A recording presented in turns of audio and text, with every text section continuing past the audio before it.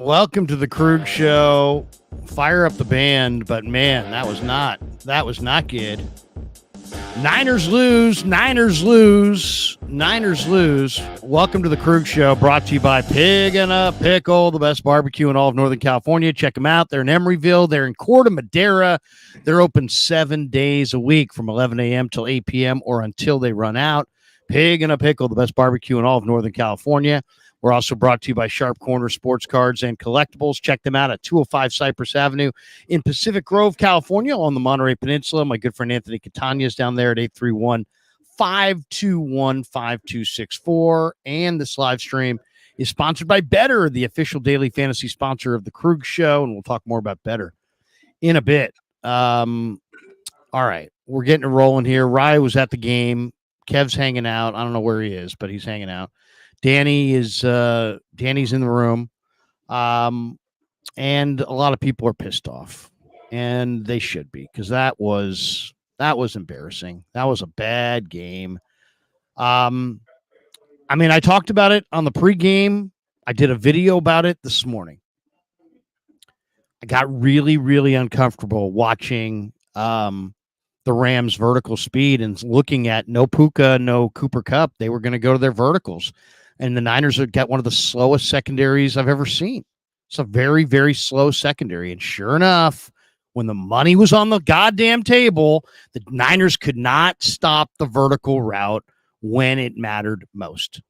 That's really it. They give up a 50-yard bomb when the money was on the table because they don't have any vertical speed in their secondary. Mix in more special teams screw-ups, a missed field goal. LA got a first down and eventually a touchdown off a fake punt. Xavier Smith, with all the money on the table, has a 38-yard punt return to set them up in the fourth quarter for the game winner. And on a day where the Niners had almost 100 more yards, 391 to 296, they lose. They lose to the Rams, and they lose by 3. Purdy completed 22 of 30. 3 touchdowns. He also had a fumble. He had a 137.1 quarterback rating, and sacked just the one time, but he did have the fumble. The Niners had too many penalties, 7 penalties for 111 yards. Niners ran it all right, 34 times, 4 yards a pop, though a lot of that success came later. Mason really struggled to run against the Rams in this game. And it was all Juwan Jennings, 11 catches for 175 and 3 touchdowns. Ayuk is still not Ayuk. Ronnie Bell is probably going to get cut. And the 49ers didn't do enough as far as rushing the quarterback. 3 sacks, 5 quarterback hits. Just wasn't enough. And they lose to this Rams team, a team that they should have beaten. And they let them hang around, and they made just enough mistakes. And what can you say? I mean, they got burned on the verticals. I mean, seriously, we can talk about other things, but as soon as Stafford got the ball back at the 45-yard line, right about the 2-minute warning, first play, they went up top against Mooney Ward because Mooney can't run with Tutu Atwell. Boom, 50 yards. Next play is 1st and goal from the 5. That was the ball game right there. The Niners were susceptible to vertical routes. You saw it in week 2 against Jefferson, and you saw it again. And when somebody can go up top on you, the league notices and they say, okay, we're going to go up top on them. So get ready for more vertical routes. And that wasn't the only one. That was the only vertical route that actually was caught, but there was also penalties on vertical routes. There was a couple other penalties. I mean, Stafford to Parkinson, isolated on Devondre Campbell. Devondre Campbell cannot cover. Huge PI penalty there on the first down on the final drive. That brought it down inside the red zone, and Cardi comes on for the 37-yarder. Thanks for coming. 27-24. 1-2 Niners take on the Patriots next week. That was a bad loss. We welcome in Dan Cochimilio, Kevin Krueger. What do you guys? What do you guys think, guys? So give me your rundown on this. Couple quick thoughts. First of all, as you mentioned, Ronnie Bell's got to go. He's dropped way too many passes, 2 or 3 today, plus other games. Every time he he's in, he drops an easy catch. Secondly, I just want to say I think Brock Purdy may have shut up hopefully, some of the haters who says he can't play without his weapons. The guy was 22 he was incredible. 73%, 3 touchdowns, 292 yards, almost 10 yards per pass attempt. He was 9.7 yards per reception. No interceptions, 137 passer rating. He ran when he needed to run. And his dive there at the end, I mean, it was enough to get Moody into field goal range, and Moody just cut it left. He didn't, the ball was straight. He just aimed wrong because it never was good. It's just frustrating because the Ronnie Bell drop at the end of the game, beautiful pass by Purdy. Dime. Just an absolute dime. Put it right on his hands. And he catches the ball. The ball game's over. Niners run out the clock and kick a field goal with 3-4 seconds left instead of the Rams kicking the field goal with 3 or 4 seconds. Totally different outcome if Bell catches that ball. So it's frustrating because the narrative will be tomorrow, Purdy can't win without his weapons.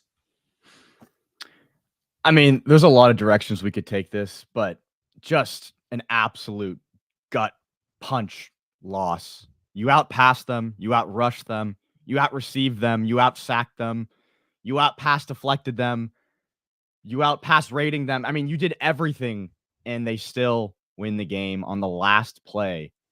They take the lead for the first time. It's so frustrating. And Ronnie Bell, absolutely disgraceful. 2 key drops, one that would have set them up to win the game. Terrible drop. Brandon Ayuk, I mean, come on, dude. Jeez, it's just like he is a shell of himself. And Juwan Jennings stepped up in a major way. 175 yards and 3 touchdowns. Brock Purdy, 22 of 30, 292 yards and 3 touchdowns, 137 passer rating. And you still lost the game to this 0-2 Rams team. I mean, it's just disgraceful. It's honestly, it's terrible. It's absolutely terrible. Yeah. I mean, he looked like Jennings looked like the $30 million receiver. Ayuk looks like the $10 million receiver. It's ridiculous. Yeah, I mean, Jennings was spectacular. There's no question about it. But I mean, I hate to say it, but Ronnie Bell's got to go. And that sounds harsh, but you know what? When you don't run fast, you have to catch the ball. They threw him 3. He caught 1. All right. And unfortunately, when you're not big and you're not fast, you got to catch. And he's not big and he's not fast. If I'm going to have a guy who's not going to catch, I don't need a guy who can't catch who runs 4.6. I need a guy who runs 4.3, 4.2. If a guy can't catch, I can find guys who can't catch who can run much faster than that. So, unfortunately, Ronnie's on the roster because he's got great ball skills and he's caught the ball really well at Michigan and can't. That's it. End of the road. You can't have a guy on your team that can't run and doesn't catch the ball. When you can't run, you got to catch every ball, and he didn't. And it's the end of the road. So, I mean, I hate to say that, but they need more speed. They need more dynamic playmakers.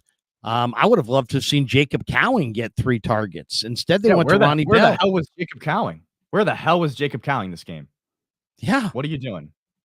I mean, you got Tre'Davious White, who's one of the slowest corners in football right now, and you have Jacob Cowing, and he doesn't get any run at all. And I wonder if Kyle and John are on the same page on this one, because John said on the KNBR on Friday morning, expect to see more of Jacob Cowing. I went and asked Shanahan at the presser like an hour and a half later, you think we'll see more Jacob Cowing? He's like, I don't know, maybe. So it's like, well, John sure seems to think we are. The guy who drafted him thinks he was going to play. I thought John and Kyle were total lockstep on this stuff. So, I mean, that was a bizarre one. But yeah, I mean, Ronnie Bell. I mean, I thought Saubert had a couple of really nice blocks. Juszczyk had a couple of really nice blocks. We even saw Garendo have some nice carries. You know, he had a 6-yard run. He had 5 carries for 19 yards. His instincts still don't look like they're running back instincts, but still he got some run today. And Brock Purdy threw 3 touchdowns, only was sacked 1 time, ran around a few times, had 10 rushes in this game for 41 yards. So Brock was running for his life at times. He was making things happen. Juwan Jennings is just the ultimate badass. 12 targets, 11 catches for 175 and 3 touchdowns, as opposed to Ayuk, who had 10 targets and caught half of them. Jennings caught 11 of 12. Ayuk caught 5 of 10. And 2 of which hit him in the fucking hands. It's like, right.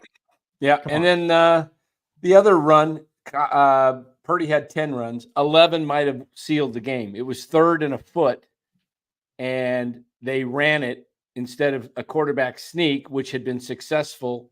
I don't think they've stopped Brock on a quarterback sneak in his career when he's gone for a first down.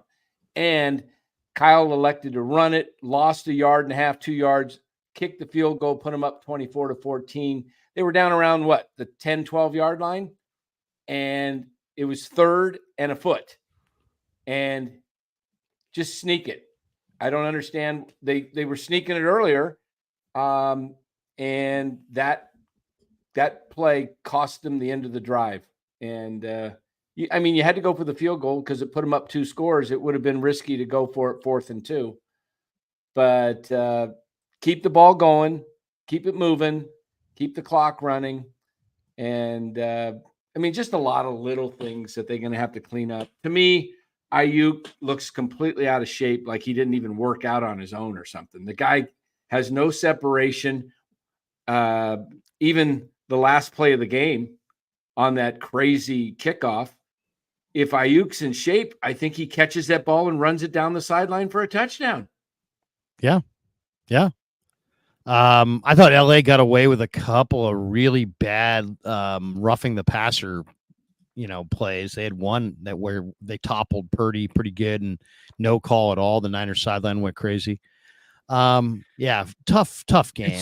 Seriously, Niners take the first, for those who missed this thing, the Niners take the first drive down the field. First drive, they move from their 30 all the way down the field. 3rd and 3, Mason runs for 7. Purdy goes play action to Juwan Jennings, and it's 8 plays, 70 yards. Niners up 7-0, 4 runs, 4 passes, perfect balance. Everything's good early, right? Rams go 3 and out on the first possession. Niners on the second possession. They get the drive continues because of a couple of penalties. And they move the ball down the field and they score another touchdown. Purdy finds Jennings on a 4-yard score to make it 14-0, 13 plays, 8-minute drive. And you're thinking total domination. Hargrave got a sack on the next series, and you're thinking, man, maybe the Niners are going to absolutely run LA out. But it just wasn't that way. It just, the Rams, Stafford found Kyron Williams, who somersaulted into the end zone to cap a 16-play drive. That was that the drive? I think that was the drive that was aided on was that the Puni play? Was that the Puni? There was a penalty against Puni, I believe. He was illegally downfield. But I thought, though, anyway, that the Niners went up 14-0, and it looked like, okay, they're going to dominate. And the Rams get back into the game. Then Trent Williams goes down with the left calf. Did he come back? What was his status in the second half of this game? He had cramps. He came back. He came back, though. He came back. Yeah. Purdy had the strip sack against Byron Young. That obviously hurt. The Niners were up 14-7 in the second quarter when that happened. And that was a bad play where Byron Young beat McKivitz and he beat him like a drum and got in on Brock and caused the fumble. But then you had Collins with the big sack on the next series, and the Rams couldn't score, and they go into the locker room, and it's 14-7 at halftime. And I was feeling pretty good at that point, especially when the Rams came out in the third quarter, and Jair Brown had a great play on 3rd and 5 to stuff. Was it Parkinson, I believe? Where he punched the ball out on the 3rd and 5 pass from Stafford to Parkinson, which caused the Rams to punt. So I'm thinking, okay, Niners are up 14-7. They get the ball back. They drive the ball all the way down the field. Purdy with just a dime of dimes to Jennings. Just the out and up kind of fooled the Rams DB, and that made it 21-7. And I'm thinking, okay, 21-7. JJ at this point's got over 100 yards, 3 touchdowns. And then the Rams started doing what I feared they were going to do. 1st and 15 on the second play on their 6th drive in the third quarter. Stafford goes deep down the field. It's Atwell on Yadam, and sure enough, PI. 48-yard PI penalty. That hurt. That hurt a lot because the Rams would go on and score. Williams went in from a three yards out to make it 21-14. And he went untouched, by the way. 1st and goal from the 3 goes untouched into the end zone. And that was after the Renardo Green defensive hold penalty on 3rd and 1 extended the drive. So then they're down 21-14, and you're thinking, okay, there's 3:47 left in the third, but Purdy comes right out. He go right back at Juwan Jennings. Big play for Juwan. Mason had a nice run. He goes to Juwan for 14. Then he threw that pass to Ronnie Bell another pass to Ronnie Bell that he dropped on 2nd and 4. But then on 3rd and 4, and this was, I thought, maybe Purdy's best play of the game. He scrambled, he fakes out the defender, and then dives for the first down on 3rd and 4 at the 32-yard line. And still that drive stalled. And they settled for the Jake Moody 26-yard field goal, but they're still up 10. And I'm thinking, okay, the ball game's over. It's 4th quarter. But no, the Rams drive down the field. Cardi kicks a 33-yard field goal to make it a 7-point game. And, the Niners, Moody misses the 55-yard field goal on the next drive. And that's it. I mean, seriously. Immediately, Stafford goes up top to Tutu Atwell against Mooney, 50-yard pass, and they score to tie the game. And then Ronnie Bell has the key drop on 2nd and 10, and they get the ball back. And, once again, Campbell with the terrible PI, and Cardi kicks the field goal, and the Niners lose. So I feared the verticals. I really feared the verticals. And I know they only completed the one to Atwell, but when you look at that other big penalty, it was a 48-yard penalty, another one caused by Atwell's speed. Get ready for this, man, because when teams see that you can't defend the vertical, you get nothing but it. I mean, you're going to get teams going up top all year on you now because they're going to look at that Minnesota film and they're going to look at this film and they're going to say, Jefferson can do it, Atwell can do it, we can do it. So, I mean, yeah, let's be real. The defense crumbled in this game, especially in the second half. They were dominating in the first quarter, dominated the beginning of the second quarter, and then the last 4 drives of the game, you just can't. They score every single drive. I'm not sure what it is. I'm not sure if they're getting tired, but you're playing a Rams team that's missing Kupp, missing Nakua, all the backup wide receivers, and you can't stop Stafford. So I'm not sure what the answer is, but the secondary is getting toasted right now. Just absolutely toasted. Not enough speed. Their secondary is molasses slow. I mean, just go look up the 40 times of all the guys that play in the secondary for the Niners. Fonga, slow. Like we're talking about 4.7, really slow. Jair Brown ran in the 4.6s. He's not fast. They don't have a bunch of guys who are burners. They have, guys who are good cover guys who are good football players, but they lack vertical speed collectively. And you just watch Minnesota go over the top. And then today, you just watch Stafford go over the top. And I said this to London Copeland in the pregame. I'm like, the verticals are going to kill this team because they cannot defend them. They don't defend them with poise. They either, they freak out and they grab somebody, defensive hold, automatic PI, that kind of thing. Or they just can't run with them. And guys just run on by. It's a major, major problem. All right, let's hit some supers and we'll get into it a little bit more. West Bay Niner Talk says, don't ever want to see Ronnie Bell out there again.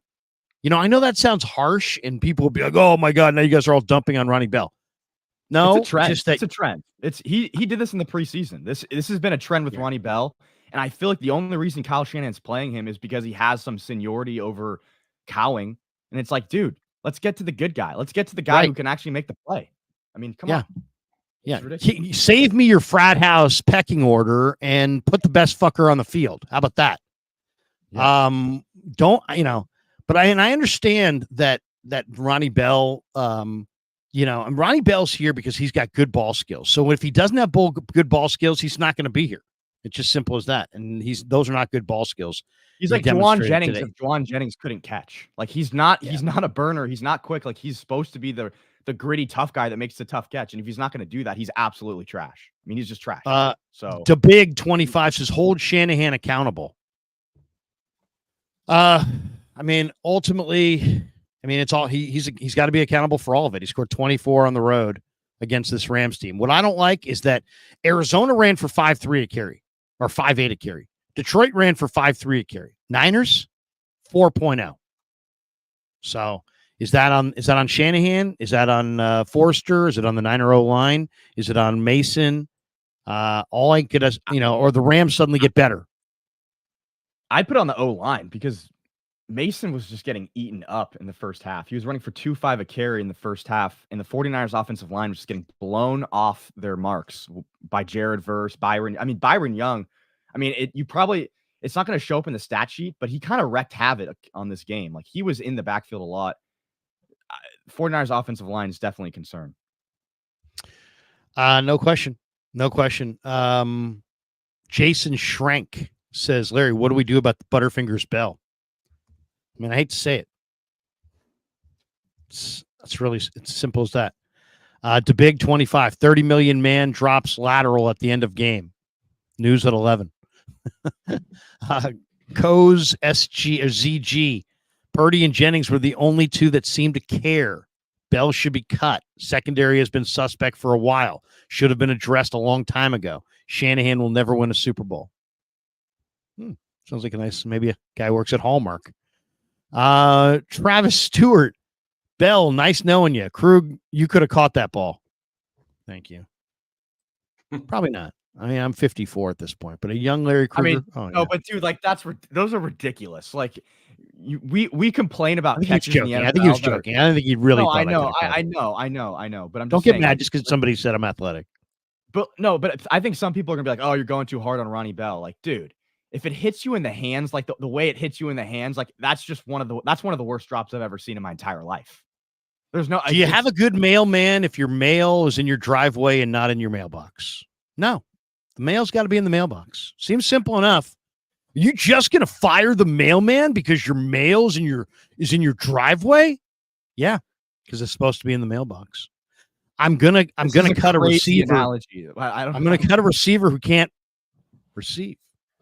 All right. Who's coming up? Is it going to be Trent Taylor or is it going to be Terrace Marshall? Paging Terrace Marshall. He's bigger. He's faster. He's stronger. He's better. He has better hands. He's in your locker room. Something tells me you can get him. I think you might be able to get Terrace Marshall. He's on the practice squad, Larry. Yeah. Marshall. Okay, today. So they got Martin and Tay Martin and no, Tay. Big play Tay's gone.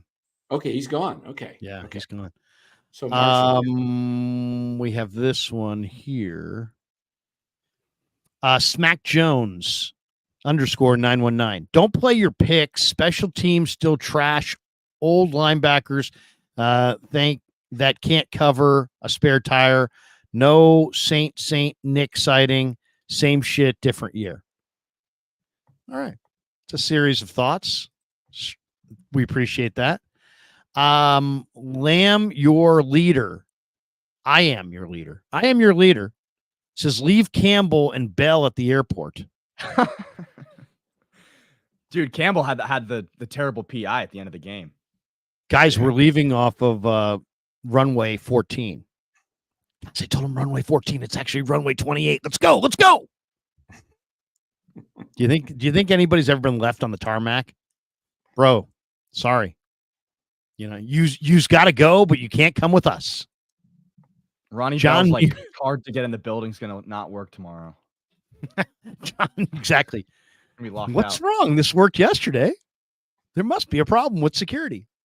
John Muniz, put this loss on Kyle Shanahan, playing Bell over over JC, Jacob Cowing. Our D-line is mid at best for all the money invested. BA is lame. Can't catch a cold if he wants. Sucks our window. Sucks our window is closed and we wasted players. All right, John. I think that's well said. Needed a little bit more grammar, but what the heck? Coase says, why couldn't anyone get open while Brock Purdy was running for his life? Disgusting. Yeah, I mean, the Niner receivers, you're telling me that that's the best you got off the bench? There? Come on, man. Come on. Go look at the box score. Do I have to show the screen on the box score? Here are the Niner receivers. JJ, 11 for 175. Ayuk, 5 for 48 yards. Ronnie Bell, 1 for 12 yards. Everybody else wasn't there. Did they only have 3 receivers? Saubert got 2 for 41. Well, no, but I mean among the wide receivers. Oh, wide receivers, yeah. Yeah, I mean, where were they have other receivers, don't they? Yeah, they only played 3. Yeah. I don't know why. Cowing's not in there. I guess probably don't want Cowing in there because he scores too many touchdowns in college. He did muff the punt last week, but come on, this is the one guy that you have that separates. Are they banking that Purdy's just going to dime up everybody all season long? By the way, Purdy did throw a dime show tonight. Oh my God, that was how many on the money passes could that guy make? How about the times where he's just running around figure eights?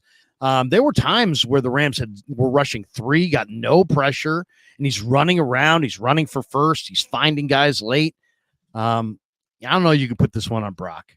D Money says 2 Michigan guys cost us the game. Ronnie Bell and Jake Moody. D sounds like an Ohio State guy. John Muniz is too late to call Belichick and offer him a bag. Yeah. Who wants Belichick as your DC when you can have what they have? They did actually offer Belichick the bag. He just said no. I am your leader says salute Brock Purdy in all capitals. Anytime you speak in all capitals, you're speaking much louder. He says, I hope Kyle, the defense, special teams, Ayuk, and Bell all apologize to you. And of course, salute Third and Juwan. O-line was mid too. There was times the O-line was good. And then there were other times. Jamie Allen says 3 defensive coordinators in 3 years. Outside corners always a problem. Missing Gibson and Greenlaw. Holdouts are killing us early, but looks a little bit like 2020. I will say this. Guess what? Trent Williams held out and he's not in shape and not ready to roll. Guess what? Ayuk held out and he's not a shadow of what he was a year ago. Yeah. So it's like, what is if you're the Niners, what did you get out of that at the end of the day? What did you get out of the entirety of both of those situations? You paid 2 guys a lot of money to get less than what they used to give you. That's the reality of their situation. Larry, would you at the trade deadline, because I think Miami's going to struggle this year, would you trade a future number 1 or a couple of picks for Tyreek Hill if the Dolphins made, because that's what I think they need. They need a Tyreek Hill in this offense. I don't know. I don't know, Dan. I don't know if the Dolphins are going to trade Tyreek Hill right now. Would you up to the Miami police? They might. Would you trade Ayuk and a third or fourth for him? Yes. I mean, but I don't know if if that would actually happen though. Because the Niners need, I mean, we see what Juwan can do, and Debo's will be back. I mean, they need a breakaway receiver. They have nobody. I mean, maybe Cowing's the best. Niners are the slowest team in the entire league on the perimeter, by far. When you throw their corner speed and their receiver speed, when there's no Cowing, that's the slowest perimeter group in the league. So Atwell's tiny. You saw how small Atwell was today. He's tiny. I'm bigger than Atwell. That guy's small. Yeah, Atwell is he's really, really light, but he's a blur. He's so fast. You got to have some vertical speed. That's why I was saying, man, if Atwell was cut, because there was a lot of speculation in August that maybe the Rams would cut Atwell, that he would be he would be a guy that had to be sacrificed at the cutdown. If they had put him out there, man, I would have cut anybody basically to get him on there, just because he is what the Niners need. They need some space creating speed, and they need some big playability. They absolutely need big playability. You paid Brandon Ayuk $120 million, $30 million a year, 4 years. You gave him a ton of guaranteed money. You made him one of the best receivers or highest paid receivers in the NFL. So far through 3 games, he has 11 receptions on 20 targets and 119 yards. You just got more out of Jauan Jennings today than you've gotten from Brandon Ayuk in the last 3 games. Week 1 goes by, he doesn't have a good game. You want to give him shit. You don't want to give him shit for that. That's fine. Week 2 goes by, he doesn't have a great game.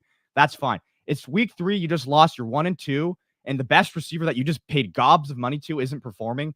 That's when it's like, put up or shut up, dude, because it's getting ridiculous. Like, JJ's better than Ayuk. I mean, we all need to say it. Players on time. You got to sign these players on time, and it's on the Niners. And it's on Parag and John and the organization. They didn't get their work done soon enough, but they also are not targeting speed. I mean, I'll tell you the move I would have made, and it would have been super dramatic, but I would have tried to take whatever my first pick was this year, late first, and Ayuk and Debo, and get up into the top 5 and go after one of those difference-making receivers. I mean, have you seen what Malik Neighbors looks like? Have you seen what Harrison's kid looks like? I mean, because you were getting ready to have to pay these guys anyway. Instead of paying them, move them when everybody knows them, along with another pick, and get your new dynamic receiver. Instead, you got these guys who are now, have huge contracts and they don't separate. And it's a problem. It is a major, major problem. All right. We got this one. Told you, Larry. Michael Carroll says, I told you, Larry, I super chatted 2 days ago. Play Cowing and Marshall and bench Bell. I said liking Bell is delusional. Yeah. Michael, you're totally right. I mean, ball. You absolutely know ball. When we made our 53-man roster, we had Bell cut. Didn't even have him making the team. There's not a lot of there. He didn't have a very good summer. He's a guy with ball skills who dropped the ball this summer. You can be short, you can be slow, but you got to catch. And if you don't catch, it's time to go. And he didn't catch, so it's time to go. And there's guys right now. I mean, I could look it up right now. There's guys on practice squads, and I'm going to do this exercise later tonight. There are wide receivers on practice squads right now that the Niners could pluck who are faster and more dynamic than Ronnie Bell. There are guys currently on the Niners practice squad in Terrace Marshall. Terrace Marshall is considerably better than Ronnie Bell. He's bigger, he's stronger, he's faster, he's as good a route runner, he's got better hands. You can't jam him at the line. I mean, enough of it makes no sense. I get it. You're a general manager. You want to protect your picks, so because people look at your picks. So what? So it was a 6th round. It was a 6th round pick. I know it was a 6th round pick that you gave him some time. He's regressed. He'll be gone. I mean, we can argue about it. I mean, we're not arguing, any of us, but I mean, we can sit there and yell and scream about it. It's a reality. It's going to happen. I'd be shocked if he's here a week from now. But it's like who is Ronnie Bell? Why it's not like he's a 1st round pick or some established receiver that deserves. Yeah, what was he, a 7th round pick or something? Like 6th round pick. It was a 6th round pick. He's ever done when he's played is fumble the ball and punts. Now he's your must start receiver over all these other guys you drafted. It's like I just don't get that. I think it's well said. I think that's perfectly spot on. Rick James, is it time to really question the Niners and time to drop Bell? No lie. Well, it's definitely time to drop Bell. As far as question the Niners, I mean, it's the NFL. You got to bring it. I mean, Shanahan said it on Monday or Tuesday when I asked him about the Rams to begin the week. He's like, hey, look, they just got drubbed by the Cardinals. They gave up 41. It's their home opener. They're 0-2. They won 10 games a year ago. They got guys in that room with Super Bowl rings on their hands. McVay's really proud. He's a damn good coach. And they've got some advantages, and they were creative with their use of Kyron. They came out. They usually go 11 personnel, 3 wides. They didn't have 3 wides, so I was wondering, would they flex out Kyron? The answer was no. They went double tight ends. They went 12 personnel much of the day, and they ran the ball more effectively because they were in 12 personnel. And that was a wrinkle. That was a wrinkle in this game. So, and then I saw it last night, and I was like, oh my God. The Niners are the slowest secondary, and these guys have Demarcus Robinson, and he's explosive, and they've got Tutu Atwell, and he's explosive. And if you got George Odom on Jefferson, and when I asked Sorensen about it this week, it was like, yeah, well, he didn't say, hey, that was not the matchup we wanted. He made it sound like that was the matchup they wanted. So, and then I know the personnel well enough to know that the Niners don't. That's bullshit, though. Of course, that's bullshit. Yeah, that's not what he wanted, but he doesn't want to. He's not confident enough in his position as the defense coordinator to actually answer the question, so he's got to kind of dodge. That's the reality. So, I mean, that's where they're at. I looked at it last night. I'm like, they are getting burned up top.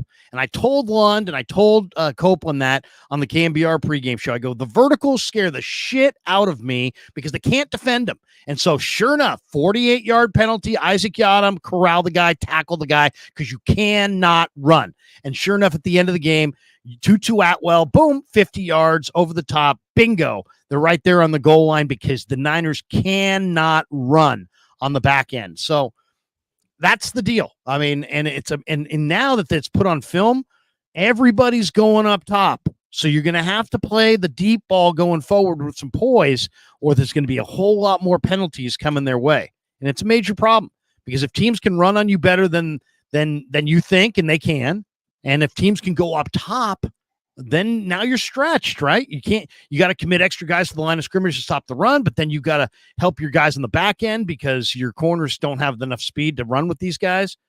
They're in a pickle. They are in a pickle.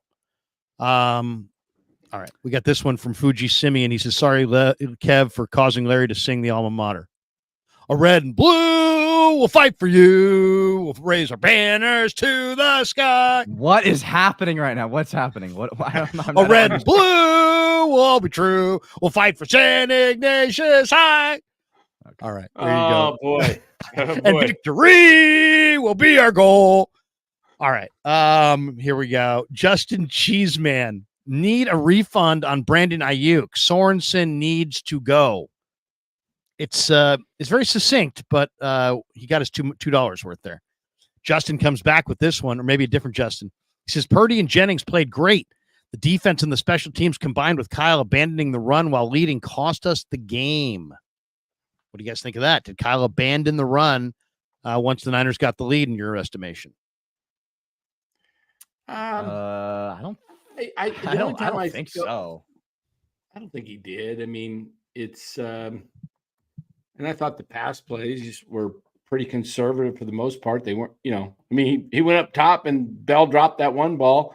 The one thing that I heard him say I was told he said in the presser was they were expecting the fake punt. Then if that was what you were expecting, why wasn't your starting defense on the field? I don't get it. Yeah, I mean, seriously, I hate to say it, but I think it was Dieter. Somebody called the fake punt like Wednesday. Do you remember that, Kev? Somebody on one of our streams, maybe it was Damon. Might have been Damon on the Wednesday. He said he called for the fake punt. And you knew it, man. You knew it.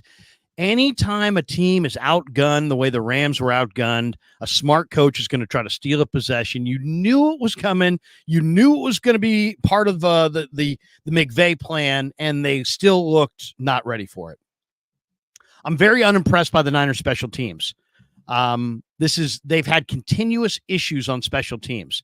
We were told it was Richard Hightower. Then in comes Coach Schneider. He had a great career in Seattle. He's not having a great career here in San Francisco. So and I don't know what Lynch and Shanahan and what the organization can do. They spent a high pick on a kicker, a high pick on a punter. They devoted lots of money to special teams guys like George Odom in the past, guys like Ray McLeod. I don't know what to do. I don't know what they can do. Annually, they get beat on special teams. And let's just go back to that point in the game. The Niners were up 14-0. That was a punt that ended up being a 16-play drive, or that fake punt ended up being a 16-play drive where they scored a touchdown going into half. If you get that stop there, you're going into half 14-0. That's a completely different ball game. You're coming out. I mean, it might have been 21. It might have been 21-0 because they would have gotten the ball back. So that was a huge change in the momentum of the game. 49er Talk Show is going with the nuclear option. He says Kyle needs to be fired. Ayuk is trash. Ward is trash. The safeties are trash. Our defense is trash. It wouldn't be a stream if Kyle was. It wouldn't be a 49ers loss. Dirty. Yeah. Jennings is wide receiver 1. Purdy is an elite quarterback. I'd say 49er Talk Show is kind of a creature of the moment. Creature of the moment. Rick James, watch the media roast us all day. F you, Grant. What do you say? For real fun. No, I don't think he's really. I think Rick's just playing. Fuji Simeon, horrible day. Niners lose and Ohtani homers again. Oh, great. Yeah. This is the part of the show that I need to remind all of you that the Giants offered Ohtani the identical deal that the Dodgers did. Okay. So don't blame Farhan. Don't blame the Giants. Hey guys, the Giants, they tried. Okay. They tried. If that doesn't make you feel any better, well, then maybe fire Farhan. Ryan Aloy says replaced Moody liability. He did miss that 55-yarder that would have saved them. Murray Hamilton, Harbaugh will win a Super Bowl before Kyle. I was the first to say it. I asked it last week, by the way, to somebody. I fear he could be right. I hope he's wrong. Donkey Kong, what do you guys think? If you had everything you own on the line, and for me and Kev, that's not a lot, but for Danny, look at all those hats. If all of those hats were on the line, Danny, plus all the lumpia that's in your fridge right now, you had to wager it all the lumpia on Kyle or Harbaugh. Where are you putting your lumpia? I'm putting on Kyle. Kev's going with Kyle. Yeah, I'll go with. Look at he's starting to hedge. Geez. Look at that. Here's a man he's had a lot of Giants post games this year. Well, so they both choked in Super Bowls. Danny had. I just want you to know, Giants fans, in April in spring training, full head of hair. Yep. This guy was like, he was like Kev. Danny and Kev looked identical in March, and then the Giants started losing. Danny, see what happened? Oh, see the stress that Giants baseball brought Dan. That's 3 months of hair loss. This up here. See this up here? That was all Danny had Kev's head of hair. And then the Giants started losing. Farhan, you're causing the follicles. Okay, we got this one from Donkey Kang, I believe, right? Not Kong, Kang. He says, Kyle was terrible today. Abandoned the run again. Bad clock management at the end. How do we give them a chance to win this game? I know. I'm fucking sick to my stomach. I absolutely sick to my stomach. The fact that the Niners lost this game, the Rams didn't even need overtime. I thought, oh man, this thing's going to overtime. They're going to lose in overtime. They couldn't even get to overtime. Mike Monahan, I'm literally sick from this game. Brock Purdy and JJ are fire. Yeah, I mean, the Niners have their quarterback. Okay, the he's won in the playoffs. He played well in the Super Bowl. I mean, he takes care of the ball for the most part. He wins games. He's 18-6 or whatever he is. He throws accurately on time. They have the quarterback. I know it's going to be. They may not have the defensive line. They may not have the corners. They may not have. It's going to be a mostly negative stream, but we should shout out Juwan Jennings. Like, absolutely incredible game from him. He's just a monster, and everyone. If you watch Tennessee football, he's the best receiver on the team. If you watch Tennessee football and if you've been watching the Niners for a while, you know Juwan Jennings is his dog. But I mean, he put on a show tonight. But also, I'll credit Purdy. Purdy hit him with some good passes, but Juwan just made the play. But is it time to market official? Come on, guys. The guy almost won the Super Bowl MVP. Yeah, I mean the block didn't get made. Juwan or Purdy? Juwan, JJ. the block didn't get made and the ball didn't go to Ayuk and the Niners didn't win the game. If they had, Juwan's maybe a Super Bowl MVP. Juwan as third and Juwan is a thing.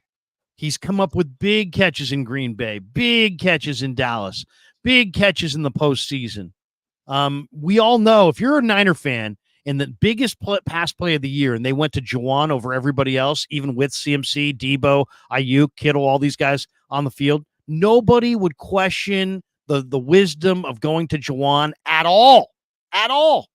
So let's stop messing around with these little, this and that. This is the best receiver on the team. This guy's the best receiver on the team. Now, it's actually pretty crazy to say that. That's pretty crazy. And he has a touchdown pass. He's I'd say he's the most reliable receiver on the team for sure. The season's on the line. You can throw it to Debo, Ayuk, or JJ. So you would rather pay Juwan Jennings $120 million than Brandon Ayuk? I mean, just like in general, you think he's better? It's pretty crazy. He's slow, but I mean, think about it this way. Imagine if the Niners had a Tyreek Hill. Imagine if instead of on the other side of JJ, there was a guy who could run like the wind, who took the top off the defense, drew the coverage. Everything just was like a vacuum. Everybody just went with that guy. Imagine if the Niners had Malik Neighbors opposite JJ. That would be unstoppable. Instead, we got these high-priced guys who, I mean, Trent held out, he got hurt. Ayuk held out, doesn't look like the same guy. And Debo's hurt all the time now. We got this one, Roberto Davis. Can we discuss how overrated the D-line is? Yeah. I mean, I thought there was a couple plays were very disappointing, I thought, from Elliott. Not a lot of noise made from Floyd. Yatir Gross-Matos. I mean, I'm not, Niner D-line. They should have. This Ram line has a bunch of new starters and guys hurt, and the center's a rookie, and the left guard was a replacement level guy. And did they dominate the middle and pressure Stafford in his face? No, hardly at all. Why does Kyle insist on passing on 1st and 10? Thomas De La Cruz. He loves to pass on 1st and 10 because he feels it's the element of surprise. He feels like he can pass without the big heavy rush or some kind of blitz package coming his way. John Hawk, it's the old reversed mentality of pass to set up the run to set up the pass. You really just want to do what you think the defense isn't ready for. John Hawk says, is the D-line still considered elite after getting manhandled by makeshift garbage can level Rams O-line? Not one sack by Bosa, overrated. Did Bosa not have any? Who had the sacks today? The Niners had 2, Bosa right? Forced a sack. Hargrave and Ocha, whatever. Aquinu. Hargrave. There was a 3rd sack. There was they had 3 on the day. It might have been Malik Collins. Yeah, Collins. It was Collins. Yeah, Collins got one. I think the D-line's definitely overrated. And this was their week to kind of show out. The Rams offensive line, I'm just, like some of the stats from pregame, the Rams offensive line was ranked 28th in run blocking. This was the get right game, and the Niners didn't get right. I mean, it's just that that's as simple as that, right? I mean, we can, don't you think, Kev? I mean, this was the get right spot. This was the get right spot specifically for that defensive line, though. And it's like they got 3 sacks, and you pressured Stafford, but not enough. They adjusted. They made quick passes. The secondary couldn't, like we were talking about the deep passes. Those deep passes, it wasn't like it was a long developing play. It was like an instant deep pass. Like it was like 1 second, 2 second, Tutu Datwell's 40 yards down the field. I'm throwing it up, either a PI or a completion. So the secondary is a little bit like they're a little bit involved. Like they're part of the reason why this defensive line isn't getting sacks too, I think. We got a bunch more supers to get through here. I got to pop over onto the radio for 10 minutes to talk. Let's do a fire segment through these real quick. You want to do that? Yeah. 49er talk. Let's see. Wait. How many games do we need to lose by a field goal? I lost track of where we are. Wait a second. Where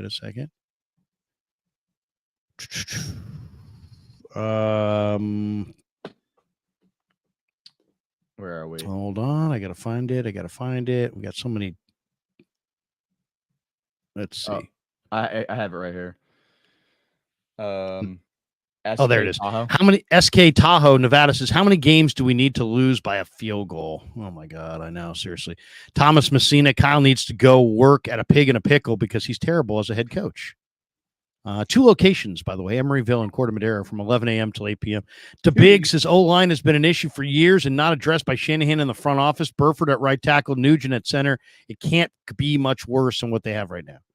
Herbie Holland says, I've said it for a long time now. 49ers need a championship defense, and they don't have one. They need a championship defensive coordinator and defense. This defense is not that.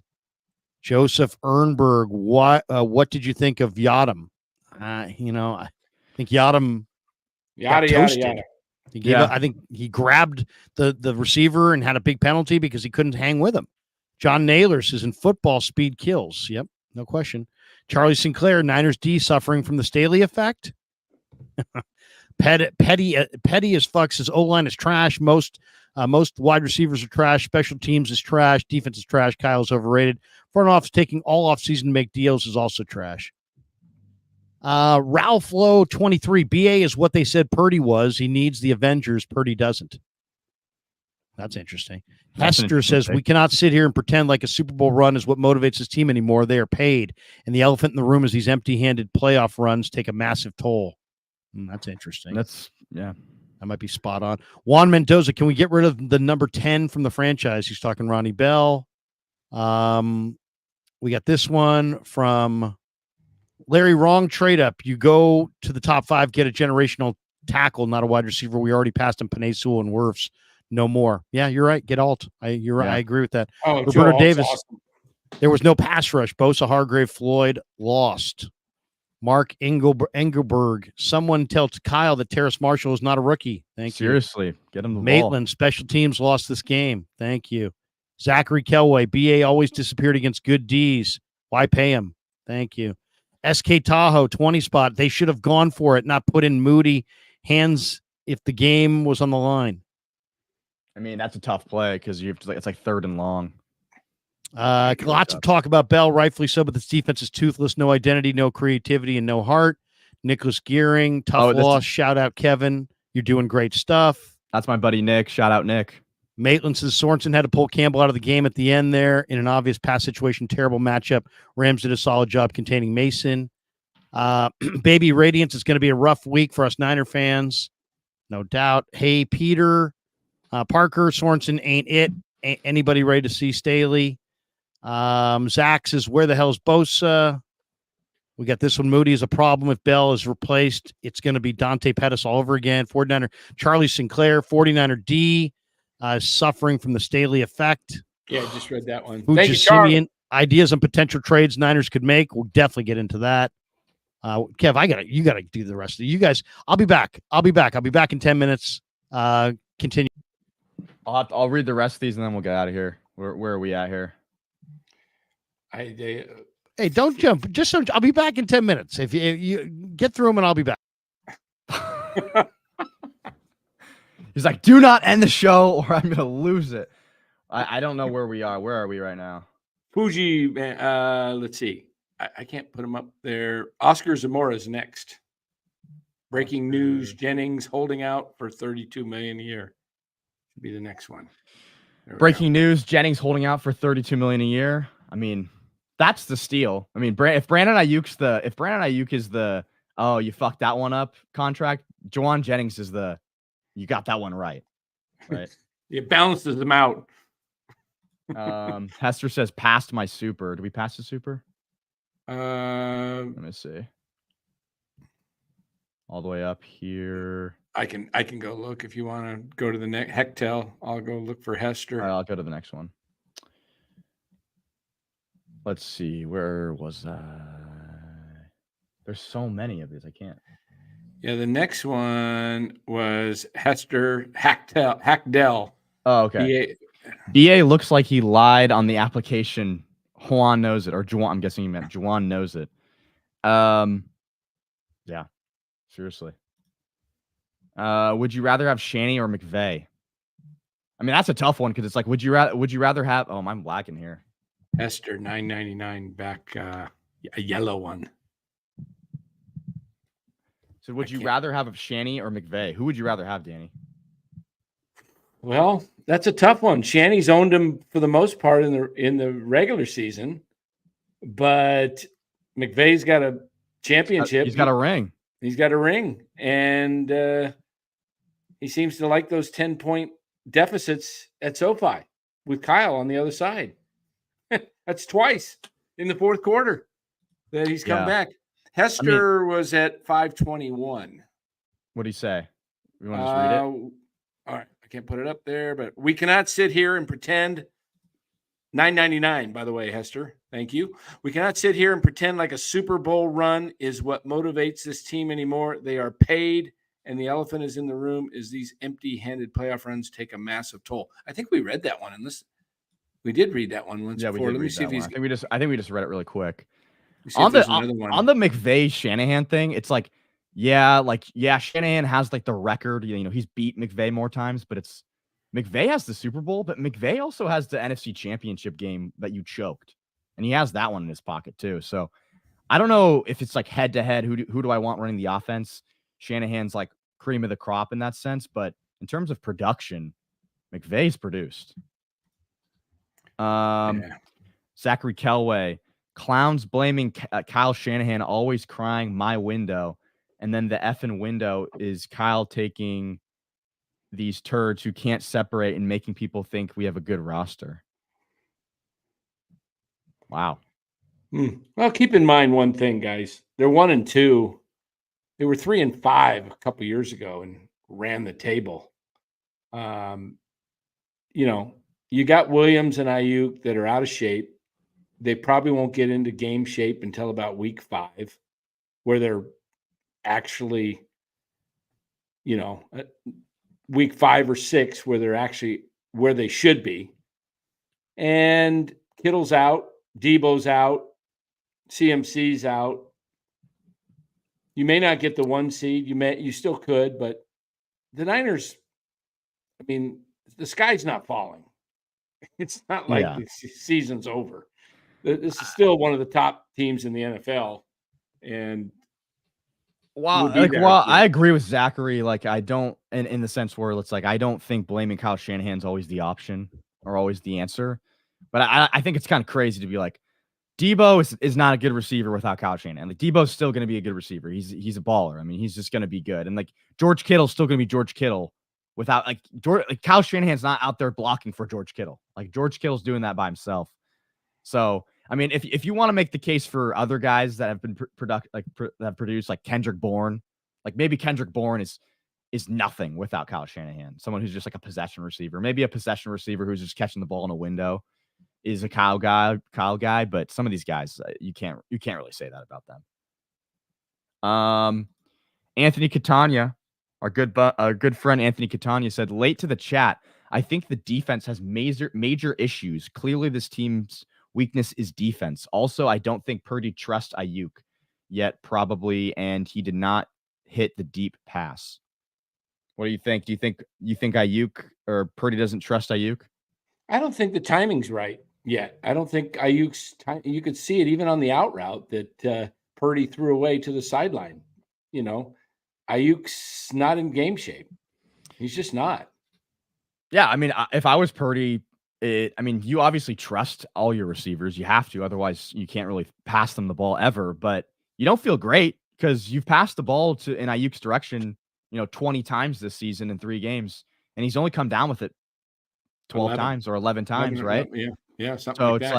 Like, it's like it's like if you're a quarterback who's used to throwing at what Purdy throws at, which is upwards of 70% through this year, when you're throwing to a guy and you're completing for like a 52% completion rate, you got to think in the back of your head, you're like, this is not working like it used to work. So it'll get there. I think it'll get there, right? You better hope it gets there. You got to think it's because of the rust from the off season. Yeah, it's just annoying that's. What do they have a bye this year after week 8? I think it is. So. Yeah. So, unfortunately, they got Kansas City and Dallas. They should be able to beat Dallas, but they're probably going to be after 8 games, probably 5-3, 4-4. Yeah, no, it's gonna come down to one of those, late late season runs that they're going to have to go on to secure a significant seed. L. Krutz says, is the season already over? Makes sense. Week 3, season's over. Not yet. I mean, is the Giants season over? Yes, it is over. But the Niners, no.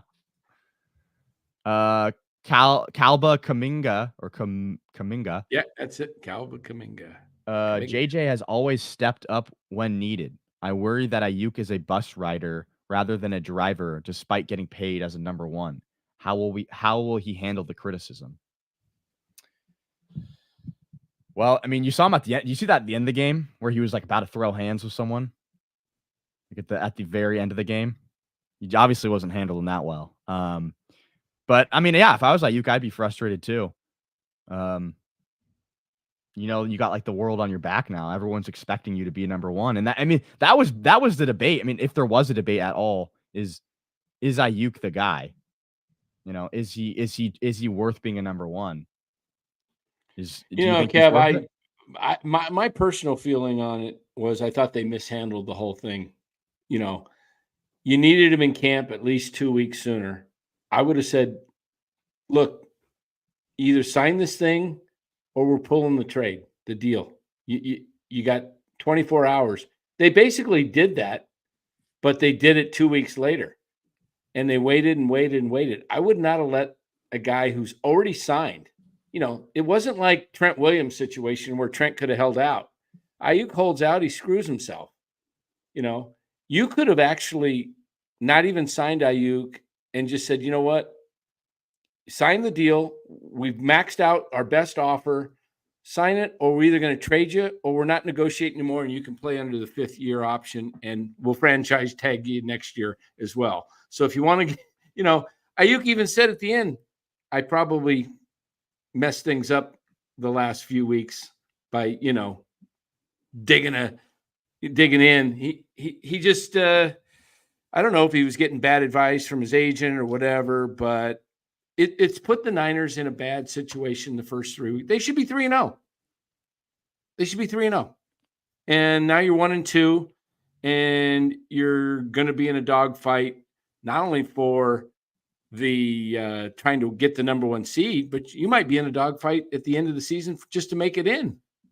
I mean, their odds to win the number 1 seed, I'd imagine, are quite low now, just because having 2 losses in week 3, the odds of a 1-2 team becoming the 1 seed, I feel like is pretty low. Yeah. But you're right. It's like the whole Brandon Ayuk thing was all about like, we're offering what he's worth. We're offering what he's worth. They're not gonna cave to him. And they try to make that clear by having Schefter tweet out once the deal was done. Oh, they've had the same offer that they've always had on the table, and that the holdout didn't affect the deal at all. Like some weird line that makes no sense. Like, oh, if you read that, it's like, oh, it didn't affect the deal. Interesting. But it's like, if you really think about it, the deal that they offered him was like a week into his hold-in. So it's like, well, like what? That doesn't make any sense. And then they end up giving him all this money. And then it's like, if I don't know about this, like this is kind of a crazy take, but like they should have taken that deal off the table and started lowering it as the season got closer. Well, that's what I said. I was just saying, hey, look, you know what? I know Larry says differently. The vets in the room get upset when they hear guys are treated like that. But you know what? You played fair. Hey, we're offering you $30 million. Each day you hold out, it's going to be $1 million less. So clock starts tomorrow or now. And in 24 hours, if you haven't signed, it's down to 29 a year. And just, play hardball. But everybody's afraid to do that because they're afraid of upsetting the veteran players in the room. Right. And I get that. I get it. There's a big fear of disrespecting the player. It's his life. It's his livelihood, XYZ. And I get it. And this has never happened before. So it's not like I'm like saying like they should have done this, but it's like you offered him $28 million to say, hey, look, if you don't sign this, we're dropping our offer because you're becoming less valuable as every day goes by. Because if you think about it, if you're telling me, oh, Brandon Ayuk's not going to be back to Brandon Ayuk until week 5, that's 4 games of someone who isn't Brandon Ayuk. You're paying him Right. $28 million a year. That means you're paying him multiple $1 million per game. So it's like you're just shelving over money that's not worth it. Like the longer he holds out, the longer you're getting screwed. So leaving that as like an open offer on the table. I mean, look at Trent Williams. 2 games in the first 3 where he's had to come out of the game and get an IV basically because he's gassed. Right. I mean, do these guys just just do right. nothing? Cardio during the season. Yeah, it's crazy, and it's like I don't want to hear. I never want to hear again from a presser. It's like he's not at practice, but we trust that he's working out on his own. It's like that's never worked. It didn't work for Nick Bosa.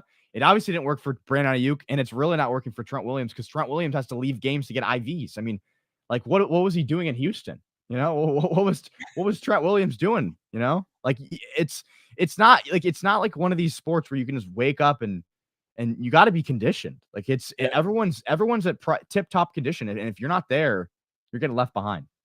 Yeah, so. I mean, it's not a sport where you can take a lot of breaks. I mean, it's not like baseball where you might be able to get away with it in baseball because you're standing out there for long periods of time between pitches. But football, basketball, you're moving constantly. I mean, look at Brock on that one scramble. Think of Ayuk trying to do that scramble. I don't think he could have. I really don't. I don't think Ayuk could have run as long as Brock did because he looks like he's gassed constantly. Ayuk is not open very much. How many balls did he catch today? 3? What was Ayuk's? He had 40 yards. Well, he caught 5. He caught 5, but they were 48 yards. But they were like every one of Juwan's catches. They were all meaningful. Ayuk's had maybe 1 or 2 catches that was, I think, his long was 12 yards. And he had like two first down or 2 near first down catches. The other 2 were just whatever. I mean, it's 10 targets, 5 catches. It's not good either. So, yeah. This one from Tobin Ernst. 50%. Yeah. Tobin Ernst. Imagine trying for Belichick and settling for Sorensen. That is true. You called Belichick and you got Sorensen. Is it Sorensen or is this defense just getting older? The Niners have a really high standard that they set with a really young up and coming defense 3 years ago, for the last 3 years. But these last 2 years, it's like, You remember last year, even last year, they were talking about the defense, the first 4 or 5 games, like this team was going to go undefeated. Who's going to beat them? They're dominant on offense. They're dominant on defense. And yet we don't even talk about the defense that much now as far as dominant. It's constantly getting guys, beat, like Larry says, over the top, the zone. It looks like to me the only guy out there that is playing at an all-pro level is Fred Warner. Yeah.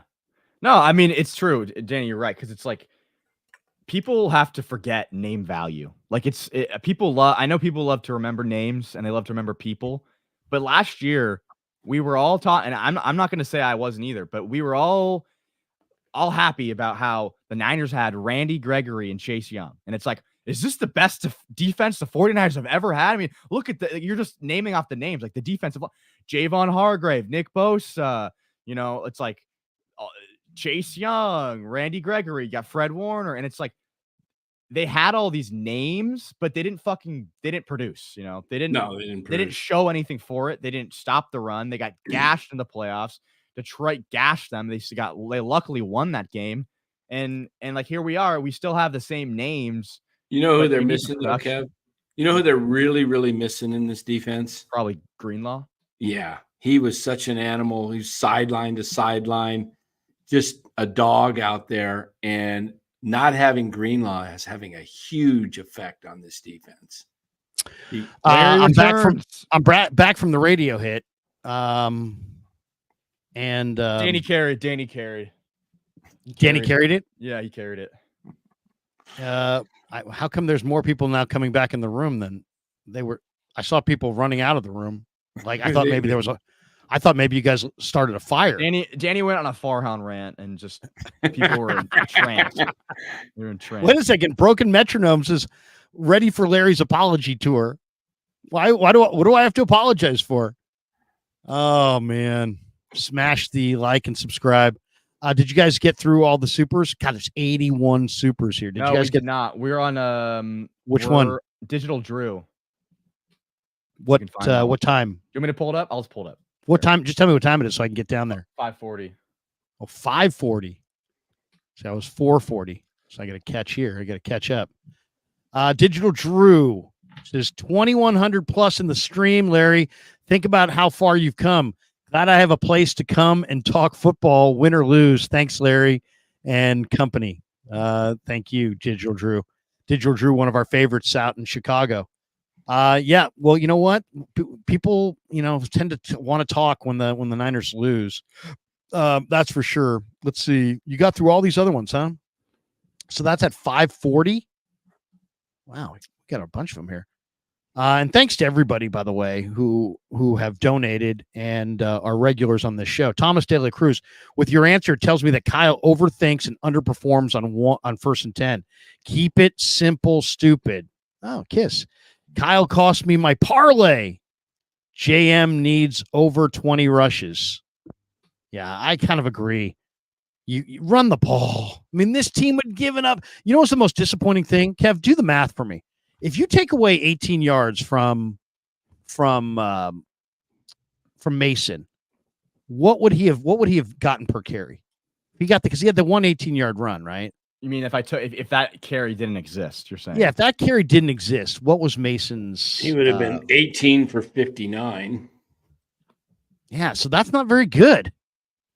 We're talking about two yards a carry, right? Or would have been 3 yards a carry. A little bit over 3.27. Yeah. Yeah, I mean that's. Oh yeah, Mason didn't have a good game on the ground, and that's why I was saying the offensive line, like, they just didn't. Don't tell me it was great. Yeah. Week 1, it was like Dominic Pooney and Jake Brendel and all these guys, and it's like I don't want to hear shit about Colton McKivitz being like the guy, or like he's like, oh, like people are overreacting about Colton McKivitz, or they make this offensive line seem so much worse than it is. It's like, give me a break, bro. Yeah, give me a break. It's Nick not. Meyer says Niners taking a third on my cuz. I need interpretation, Kev. Skate. Niners taking a third on my cuz Skatabo on next draft. Skidabo. Not sure what that means. He must be a player in college. On that note, we welcome in Rye Smith, who was our boots on the ground at SoFi today. Rye, you were there. You're wearing your Niner jersey. Your quick thoughts on the debacle that was this Niner loss. Like for the first 3.5 quarters, I actually was like, man, this kind of sucks because like I'm looking kind of bored at this game right now. Like there's not really any stakes. Like there's no chance the Niners lose this game. I'm just looking around. The Cowboys are getting their ass beat. Just seems like there's nobody that's really that great in the NFC. And I was just thinking like, man, this season might be kind of boring. And then, yeah, everything flipped so quickly. All I can really say is like Purdy looked unreal in person.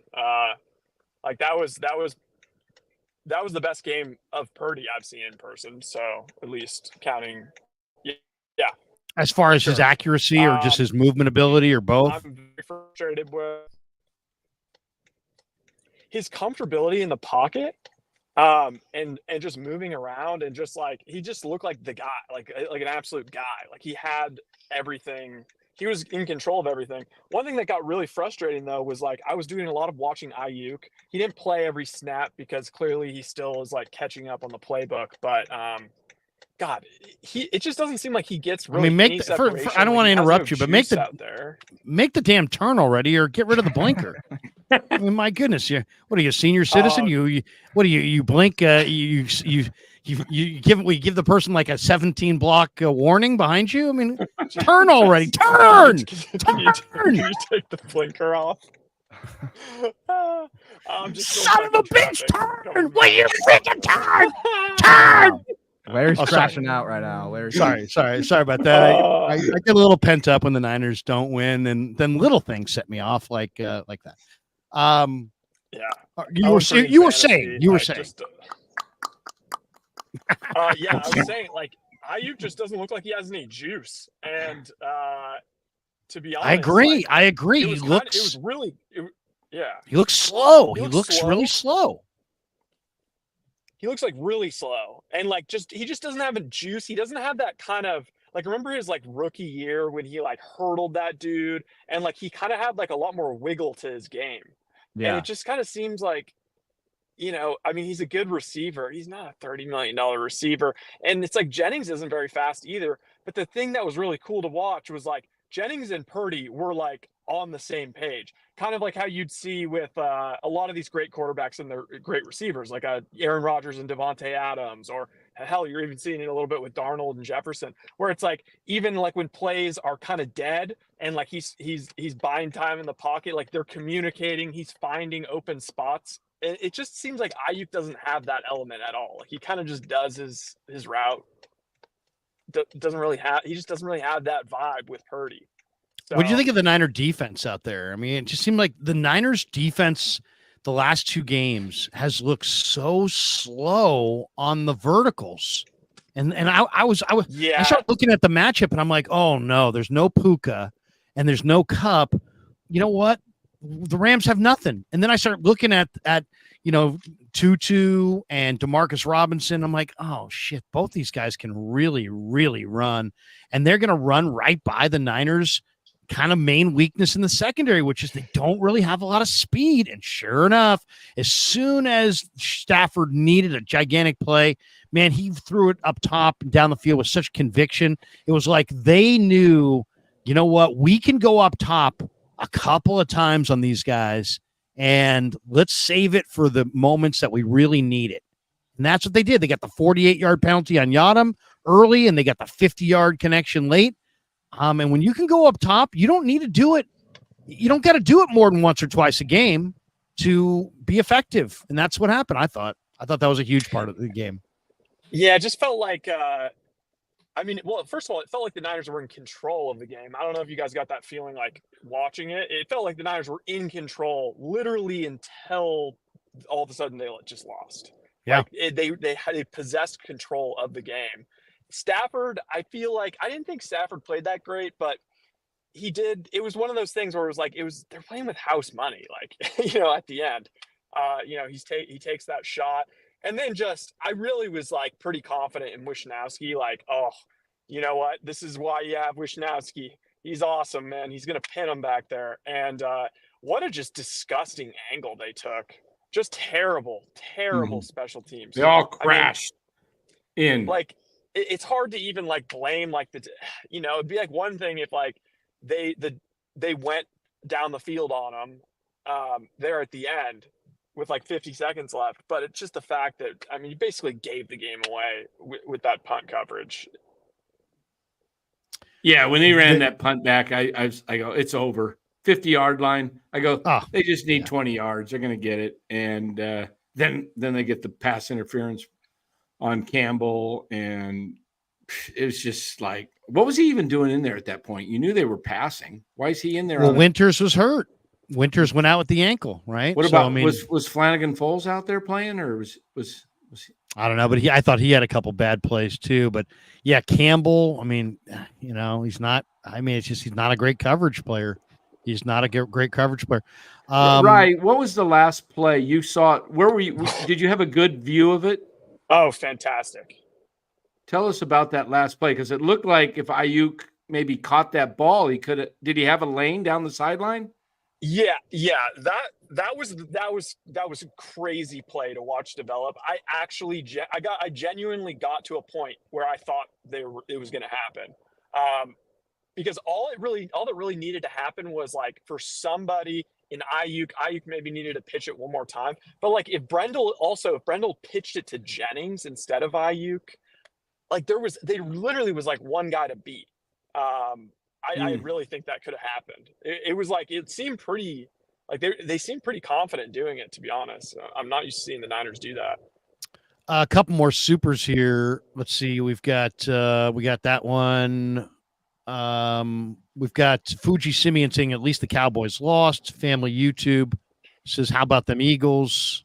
Niners EAD. What's that? I think he meant to say dead, but oh, dead. Fuji Simeon says, any trades you want the Niners to pursue? Gosh, I mean, I think they need more pass rush. I'd trade a 3rd-round pick for Hassan Reddick if I could. We welcome in Damon to the proceedings. Hey, Damon, good to see you. Real quick, just back on that Nick Meyer text or that super chat, Scatabo or Scatabo. My friend from Arizona texted me, Nick. He said Scatabo or whatever his name is had 33 carries for 262 yards last week or 2 weeks ago for Arizona. He's an Arizona running back. That's what that comment was. Oh, about. Somebody put his name up there earlier. Oh, okay. Yeah. So Arizona's got this all-world running back, and they have that Tetaroa McMillan monster receiver. God, Arizona's just freaking. Jalen McMillan? Is that his name? No, I think his name's Tetaroa McMillan for University of Arizona. Yeah. U of A, yeah. I was talking to Cowing about him. He says they're teammates. This guy's monster. He's like 6'6", 220, and just unstoppable. Oh, no, he's Arizona State. He's Arizona State. Sorry. Scatterboro. Yeah. Yeah. Okay. We welcome in Damon. Damon, what'd you think? I mean, obviously, I think it was you that might have called, the fake punt Wednesday, or yeah. So I think a couple other people might have called it later in the week. I'm pretty sure you called it Wednesday in Wake Up. What'd you think of the loss? Yeah, you're asking who the 49ers could add. Can you pick up a special teams coach who knows what the fuck it is he's doing? Can you pick up one of those on the trade deadline? Because I'm not even letting Brian Snyder back into the room. If I'm the 49ers, I'm firing him today. I'm firing him in the locker room at Levi's Stadium. This is Are you saying his card key doesn't work anymore? boop, boop, boop. Excuse me. I'm having a hard time entering the building. Yeah, we're gonna have somebody come down, Mr. Schneider. Larry, Kevin, Ryan, Dan, I'd be more comfortable with all of you coaching the 49ers special teams than this guy for one more. I've seen enough. Everybody wants to just blame Kyle and Brock for everything as if they're the only two guys who go into the game plan. Kyle and Brock, I actually thought did their jobs today. The defense could not get off the field whenever it was important. They literally lost a game where all they had to do was make sure Tutu Atwell didn't go off, and they couldn't stop that. What are you doing, Nick Sorensen? What are you doing, Brandon Staley? I think all of us were convinced that the secondary was going to be a strength of this team. It is yet to reveal itself as that. So if it's not going to be the secondary, it's got to be the defensive line. We haven't used the name Leonard Floyd since week 1, since he was chasing around Aaron Rodgers. It was good to see Hargrave and Collins have a little something today. Nick Bosa actually drew a flag today, which is a rare thing. But what a defensive letdown from a game that couldn't have started any better. I mean, the 49ers owned that first quarter. They were as in control of a game as you can kind of be, with it only being a 2-possession game right up before the fake punt. And they were up 10 in the fourth quarter. Yeah, the fake punt unraveled everything. And yeah, I can't help but notice that Kyle Shanahan has a team that has blown another 10-point fourth quarter lead. That's not good. No, and they didn't run it. I know the offensive line didn't allow a lot of sacks. So from that standpoint, they did an okay job. But their run blocking, the Rams have been they've been getting gashed in the run, and the Niners ran for about 3 yards a carry outside of one run. So, I mean, it's really very, to me, I was expecting a much more run-dominant performance, both in the number of runs and the effectiveness of the runs, and we just didn't see it. Let me get through a couple more of these before we get back to the questions and the comments. Fuji Simeon says, at least the Cowboys lost. Family YouTube, how about them Eagles? Okay, I think we got that one. Heck Dell says, never draft from Michigan. Seems like a pretty easy formula. Except this guy named Brady. Yeah. Ryan Merdadian, as I said, 49ers would have same record as the Broncos. Yeah, Broncos one day behind Bo Nix. To Big 25, Whitner asked about defensive situation right now. He said it's code red. They need to have a team meeting. It absolutely is code red. I mean, it's kind of like when you're playing. It's no different than playing Madden. You're playing Madden, and your buddy goes up top, and you weren't anywhere near it. And then you see him look at you, and he's giving you that look like you can't defend it. And I'm going up top again. And then you're sitting there going, he's going up top again. And maybe nothing's said about it, but you know it's coming because you couldn't defend it. Well, it's no different. When they gave up that bomb to Jefferson, it was like an invite in the offensive coordinator mailboxes around the league. You are cordially invited to go up top on the 49er defensive backs because they're slow as molasses.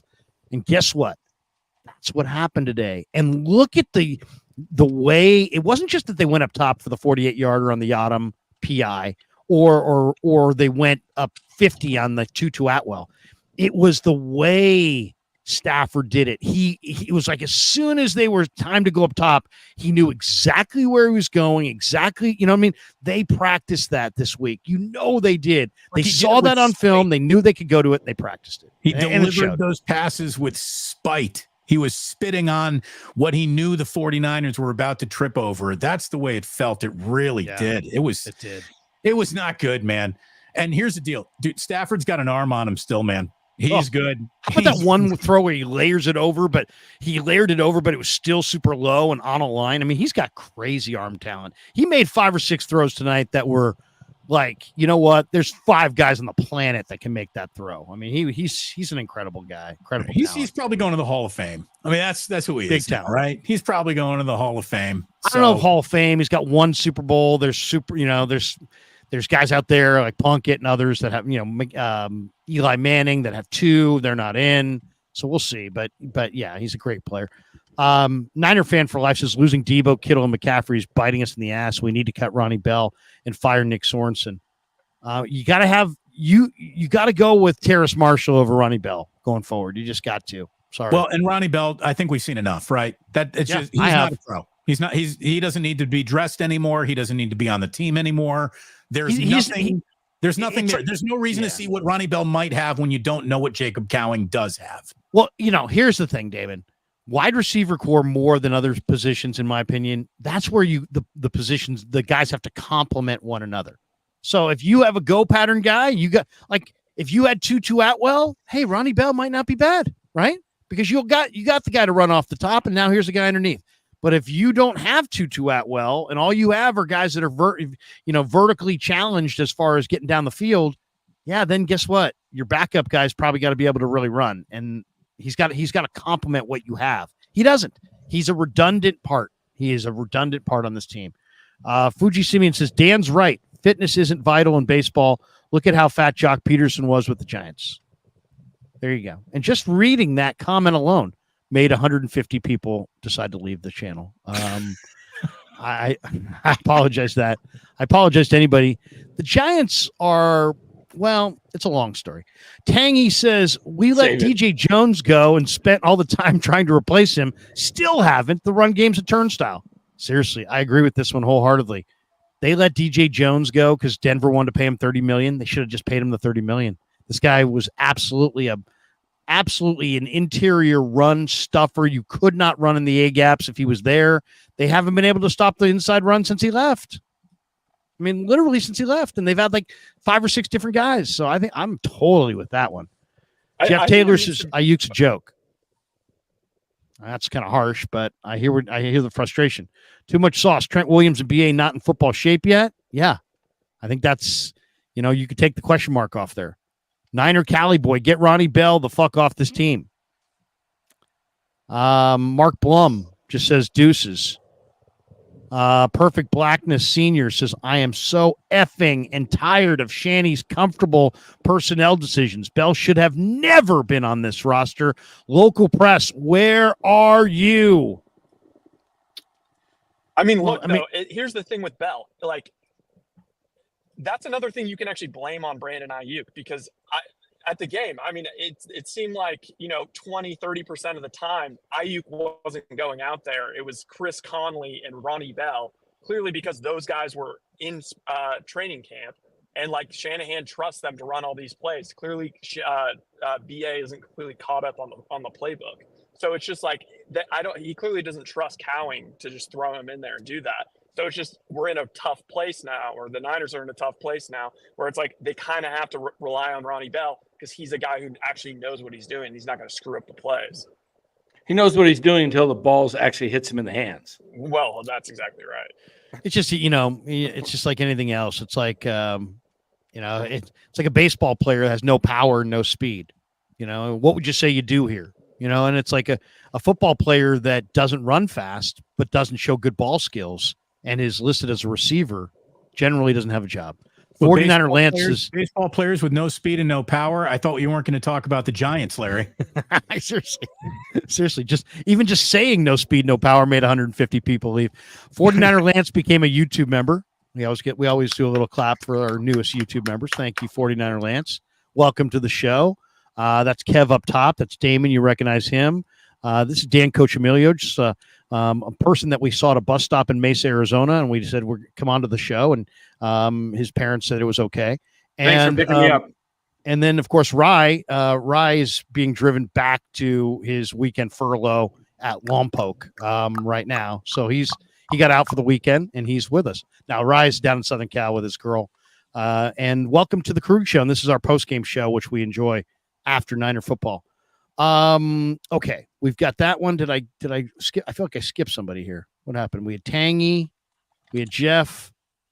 Oh, there, Mark Blum, Perfect Blackness. There we go. Here we go. We got this one.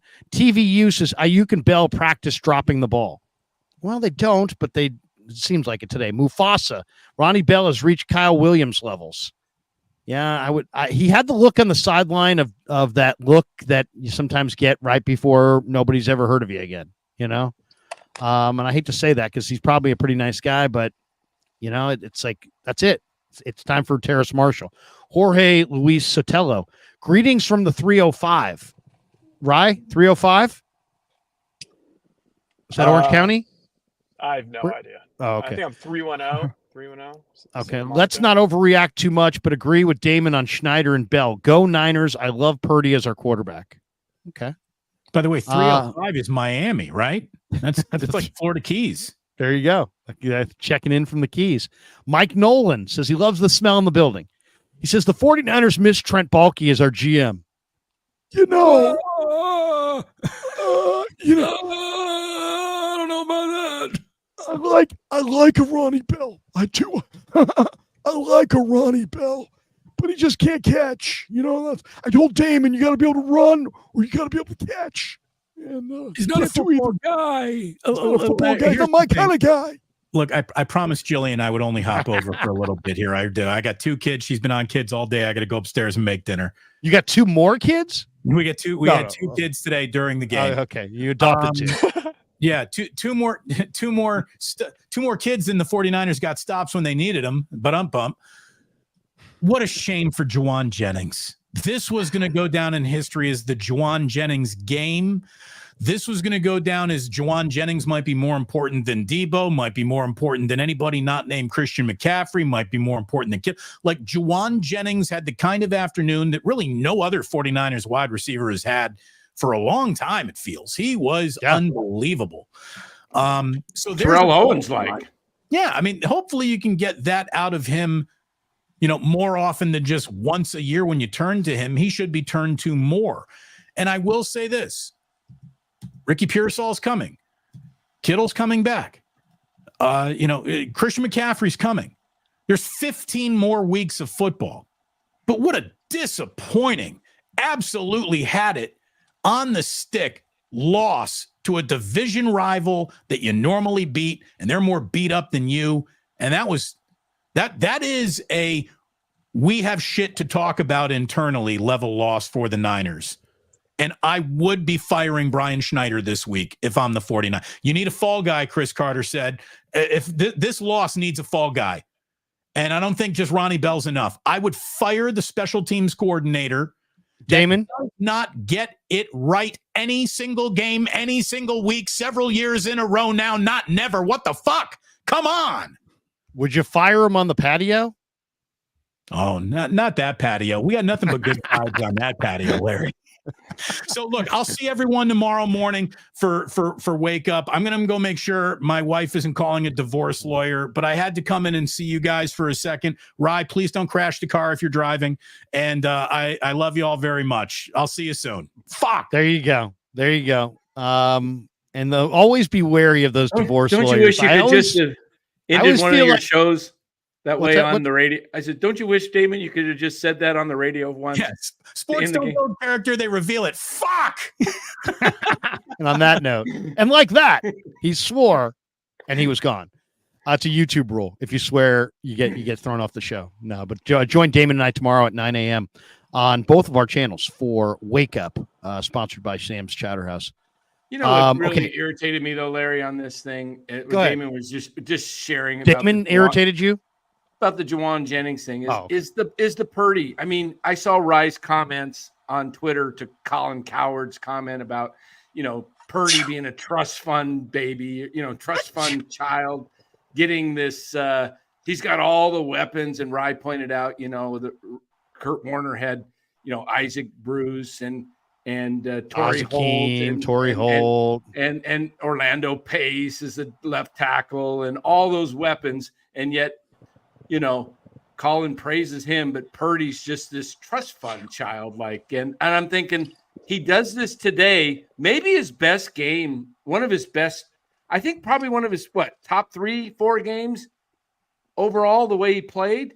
Well, I mean, are we going to blame Purdy or are we going to blame Ronnie Bell? He put the ball right on Ronnie Bell's hands. I'm just saying the fact that if the Niners won, but now that they lost, there's going to be somebody tomorrow morning who's going to say, see, Purdy couldn't get it done without his weapons.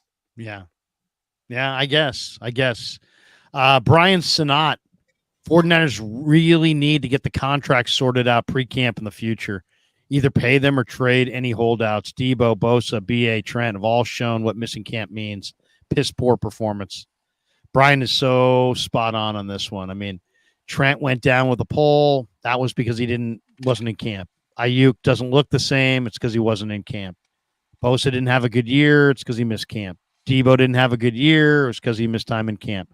Yeah, I agree. You're gonna have to pay these guys. At the end of the day, did the Niners get a great deal on Trent? Did they get an incredible deal on Ayuk? No. So it didn't work. So you caused all kinds of disharmony, and inside your Super Bowl window, you allowed your season to start with 2 of your best players not ready to roll. And now you're 1-2 out of the chute. And the schedule gets rough in the second half of the year. You needed to bank wins in September. Sean O'Leary says, can we send Kyle to a remedial clock management school? How many more times will we blow a late lead?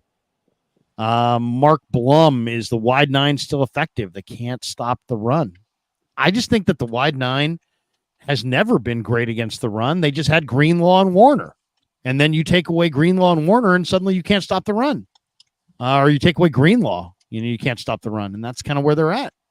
Larry, I think that's like a key point to hit upon. Like, especially, okay, yes, the Niners defense is still very talented, and they're going to be getting Greenlaw back. They're going to still be a top half of the league defense this year. But when you start thinking about the future, and it's like Purdy is going to have to get paid, and he deserves to get paid. But what does that mean? Like, you look at like the Chiefs, they had to pay Patrick Mahomes, so it hurt, but they had to let Tyreek Hill go. And like they've kind of remade their team, and like luckily they've got Spagnuolo, and they've drafted defense, and they drafted linemen. And I just think the Niners, I think that defensive scheme, I mean, the worst version of it is Gus Bradley in Indianapolis. It's just the same freaking thing every time. And like, yes, it works if you have talented enough players, but the Niners are not going to continue to have talented enough players to play the wide 9. It's just it's unsustainable, and people are getting older. They need to switch up their defensive philosophy. Like, I think they need to bring in like someone, like they can't just keep bringing in a new guy to keep running the same old thing. I mean, I just think overall, they used to be incredibly deep at linebacker, where Azeez Al-Shaair was like on the bench. And now it's like, Al-Shaair is having a great career elsewhere, and they don't have near the depth at linebacker. They had to go for Devondre Campbell. They got Flanagan Fowles. They lost Jalen Graham at the end of camp. So, I mean, they made some mistakes, I think. We welcome in JD as we're kind of coming down the home stretch. JD, give us your quick rundown, JD, and what you thought of this one. Obviously, it was a crushing loss. What was the reaction afterwards from the people that you talked to? Yeah, just stunned, and the belief that the 49ers let one get away. I mean, just Diamador Lenore talked about complacency. I mean, Kyle Shanahan with, again, special teams opening the door for the Rams, who were basically lifeless, down 14-0 with an 80-20 crowd in their home opener, already 0-2, and the 49ers seemingly in complete control of the game, but the fake punt, and the Rams pick up a first down, and then everything kind of changed from there. The Rams, from that point on, were in a much better offensive rhythm throughout the course of the game. And look, Brock Purdy was still doing his thing and finding Juwan Jennings, and I think overall the Niners probably didn't get what they wanted out of the running game and Jordan Mason offensively, but they were moving the sticks with Purdy to Jennings. It wasn't perfect, but it was enough. If they could have played, just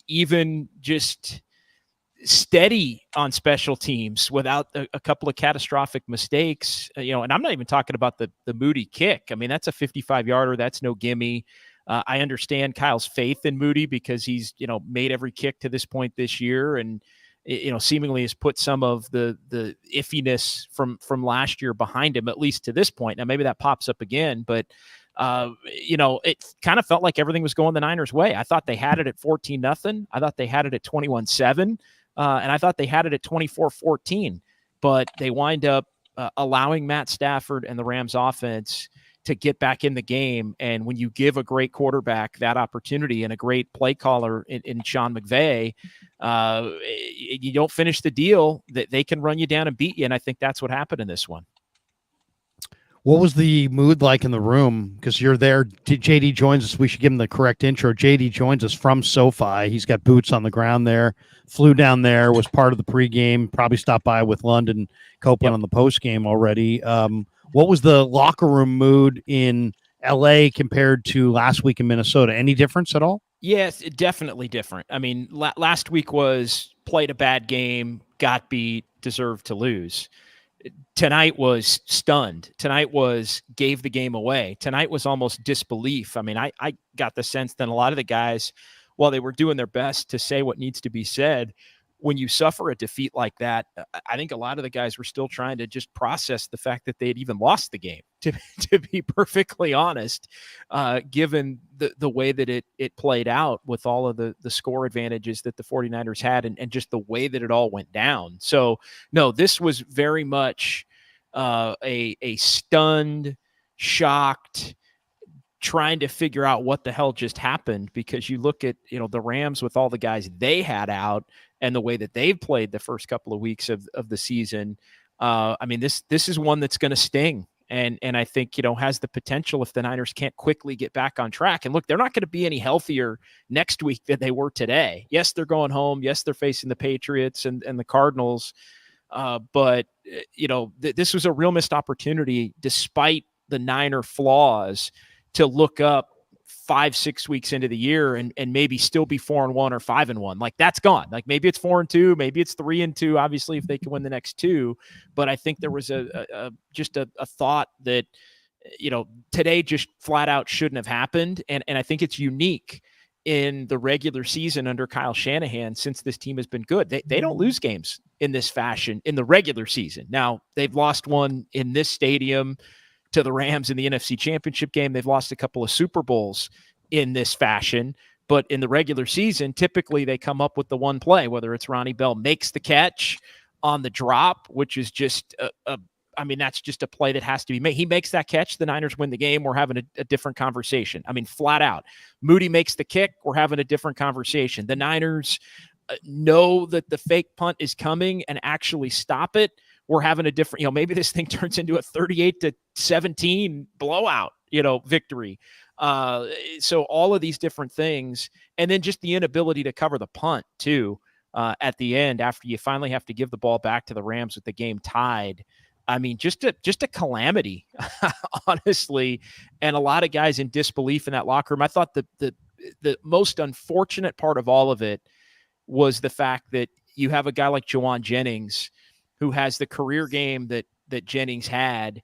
Yep. And he was so just disgusted by what had happened, and not in a demonstrative way or anything like that, that he just declined to talk. He didn't want to talk. He didn't want the day basically to be about him and, oh, great game, but you guys blew it. Like, he didn't want to be the one guy shining on a day where the team is gutted in the way that they were gutted. So back to the drawing board, 1-2 at the bottom of the division right now, and having to work their way back up here with 14 games to go. By the way, on the Ronnie Bell front, guess how many drops the 49ers had tonight? I think, was it 6? 6. I had them for 6. 6 drops just from the receivers. I don't know. Well, there were Purdy 8 incompletions, right? And it was Purdy was 22 of 30 and had 6 drops. That he could have been 28 of 30 for 350 or more. Yes, 28 of 30 for 350 or more. But the drops, and I'll give you another one. Penalties. 7 penalties for 113 yards. It's another one. Too many drops, too many penalties, too many screw ups on special teams. I mean, it's crazy. What's it going to take for these guys to start valuing special teams even a little bit? What do you do, though? What do you do? They changed out the coordinator. They changed out some of the players. They've spent money on that side of the ball. They've invested draft capital, God knows, in specialists. I mean, what would you do? It just, I don't know. And maybe this is already even in week 4 and an off season thing as we approach week 4 next week again. But like, I just, they got to take it more seriously. Cause here's the thing, you can do that when you're dominant offensively and you're dominant defensively, then you can kind of say, you know what, special teams don't screw it up. But the Niners are not truly dominant when they're down as many weapons as they are offensively. And we're seeing now for 2 consecutive weeks that they're not dominant defensively. Like they just, and they're a hell of a lot closer to whole defensively than they are offensively, obviously, but they're not a dominant defensive team. Like they're a little old in some areas. They can't stop the run in some areas. Teams are attacking their safeties. Teams are attacking Isaac Yiadom again today. Yiadom got attacked. Devondre Campbell, when he's out there in passing situations, they're splitting Campbell and Yiadom and going after wherever those guys are. If they're in zone, they're looking for 22 and making him cover and make plays, and he's not doing it. And again, you saw O'Connell do it, and now you saw, I mean, even the Jets did it the first game of the year on the one drive that they had. With Garrett Wilson kind of getting after it and Rodgers finding some soft spots in the zone. So the bottom line, I say all that to say, as great as Fred Warner is, as great as Nick Bosa is, as much as, Leonard Floyd and Yetur Gross-Matos might be improvements over the last couple of years as extra rushers, they're not as good on the interior. They're just not. And Javon Hargrave's banged up now coming out of this one, so we'll see what happens there. They don't have Dre Greenlaw, which I think hurts their run defense, and it just hurts their overall physicality and toughness. Like Devondre Campbell and D Winters ain't going to be that guy either. Like, I know you love D Winters, but he ain't coming in and being Dre Greenlaw, so they're weaker there. Aziz Al-Shaair is not walking through that door. No, and they need, even Aziz would obviously really help them. So again, I think there are areas to attack. Whether it's the safeties or you look at Yiadom and you've got a linebacker so you've got multiple levels here where you can attack. You can basically, there's a plan of attack for opposing offensive coordinators on the interior of the D-line, at one of the linebacker spots, and at a couple of different places in the secondary. So again, this Niners defense, I think we may have to accept, not that it can't be good, but that it's maybe not going to be great. And when it's not going to be great, then you can't be making a bunch of special teams errors, 3 a game, that cost you. It's got to be tighter in those areas if you're not going to be as dominant on defense, and you got to take advantage of offensive opportunities, which I think the Niners will do as they get healthier. Like I'm not worried about the offense. Like, I mean, now you wasted Juwan Jennings' career game today, and now teams are going to be maybe trying to take him away a little bit more in future weeks. But to me, I think the offense will be fine. Purdy was really good today. He's starting to find it with Ayuk, although he missed him on a ball that would have been a touchdown. So I'm less concerned about the offense, but the defense and special teams have got to clean it up. I'm worried about the whole thing. I mean, give you an example. Green Bay lost their starting quarterback, and they've got Malik Willis. And last week they ran the ball 53 times. This week they ran the ball 37 times. They only threw it 19, but they still put up 30. They put up 30 on Tennessee in Tennessee's backyard, and they're winning games with Malik Willis, and they're getting Jordan Love back. So, and Willis ran for 73 yards today and a touchdown in addition to throwing for 200. So a team like Green Bay is coming. And they're going to get Love back, and they're going to have a resurgence late in the year. No, they're feeling great. Oh yeah, and they look good. A couple last ones here. We have 100. We just had our 100th super chat. I'll tell you which is number 100 here. We got this one. Heck Dell says, imagine Jennings with when CMC and Debo come back. We got this one from Hey Peter Parker. Brock is that dude. Let's see how bad John fucks up those contract talks this offseason. Let Damon cook. Lorenzo Cardenas says EAD is eat a dick, Yadam, gotta go. Campbell too. Thank you for that clarification. And we got this one. This is number 1. This is number 99. Why the fuck are we in the wide 9 at the goal line? Number 100, Treeman McCool Jackson says 49ers should replace special team staff with AI. There you go. It would be cheaper. Niner Grandpa says, talk about firing whoever let Gold go. F Jake. There you go. A nice little comment for Jake. I'm sure if he's watching, he appreciates that. All right. It's time to act. Let's finish up here. We've been going for an hour and 51 minutes. We're going to get out of here right here after this last question. But let's go around the room. Enough chit chat. Enough bitching. Enough moaning. Now it's time for action. What are you going to do?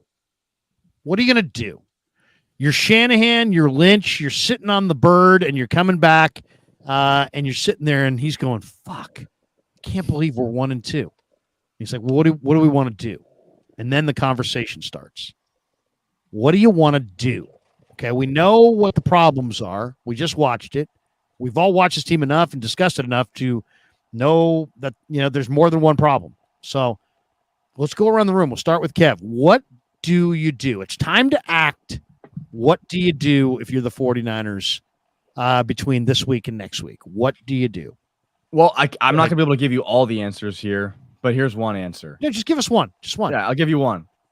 You have Isaac Yiadom. I love Isaac Yiadom. But when you're playing a fast team like the Rams had this week with Tutu Atwell, Yiadom wasn't getting it done. I would have liked to see Renardo Green in the slot with the Diamador Lenore outside. Maybe take out Yiadom for a little bit. Maybe even take out Ward if Ward's not your guy, your fast guy. You need speed on the field. You need someone quicker than Yiadom. I would have liked to see Lenore on the outside with Renardo on the inside. And don't let Yiadom get cooked on some of those, on some of those speed receivers because he got burned a few times. I like it. Danny, what would you do? It's time to act. What are you doing? Well, my first order of business is I'm cutting Ronnie Bell. Okay, that's a given, and getting me, next man up. I seriously, and I know people think it's crazy. You wait till the trade deadline. I start making phone calls to. What are you looking for? A speed receiver. I want to speed the offense. Tyreek Hill might be available. The Dolphins are going nowhere. They got killed today with Tua out. Dolphins season is going to end. Tyreek had a little bit of an issue we heard about, and with the police. Maybe a fresh new start, Tyreek, and see if you can snag him. Why not? Interesting. I'm not gonna sit there and be like, oh, that's crazy. I'm just not. I'm at this point. We're doing a brainstorming session. We're just throwing out ideas. And I don't think that's a crazy one. I really don't. Rye, you got one? What you gonna act? What are you gonna do? Something that you either want to do or can do, or Danny wants to trade for Tyreek. What do you want to do? What would you do to jumpstart this thing, to make this better? I mean, look, trading for Tyreek would be awesome, but I don't know. I think about the receiver thing. It is a really crowded room. Like, what even happens when hypothetically Debo, Ayuk, Jennings are there, and then Pearsall is ready to go? Like that's what I didn't really understand with the draft pick. I know I'll give some action, but it just made me think about it again today with how great Jennings was. Like, what exactly was the goal of burning a first-round pick on a receiver when you already have your 3 receivers? Like, I think the plan was probably to trade Ayuk, and they just didn't, because they just couldn't get the deal they wanted, refused to make a bad deal. Couldn't move Debo or didn't move Debo. I mean, I think that's probably the plan, and they just didn't do it. Yeah.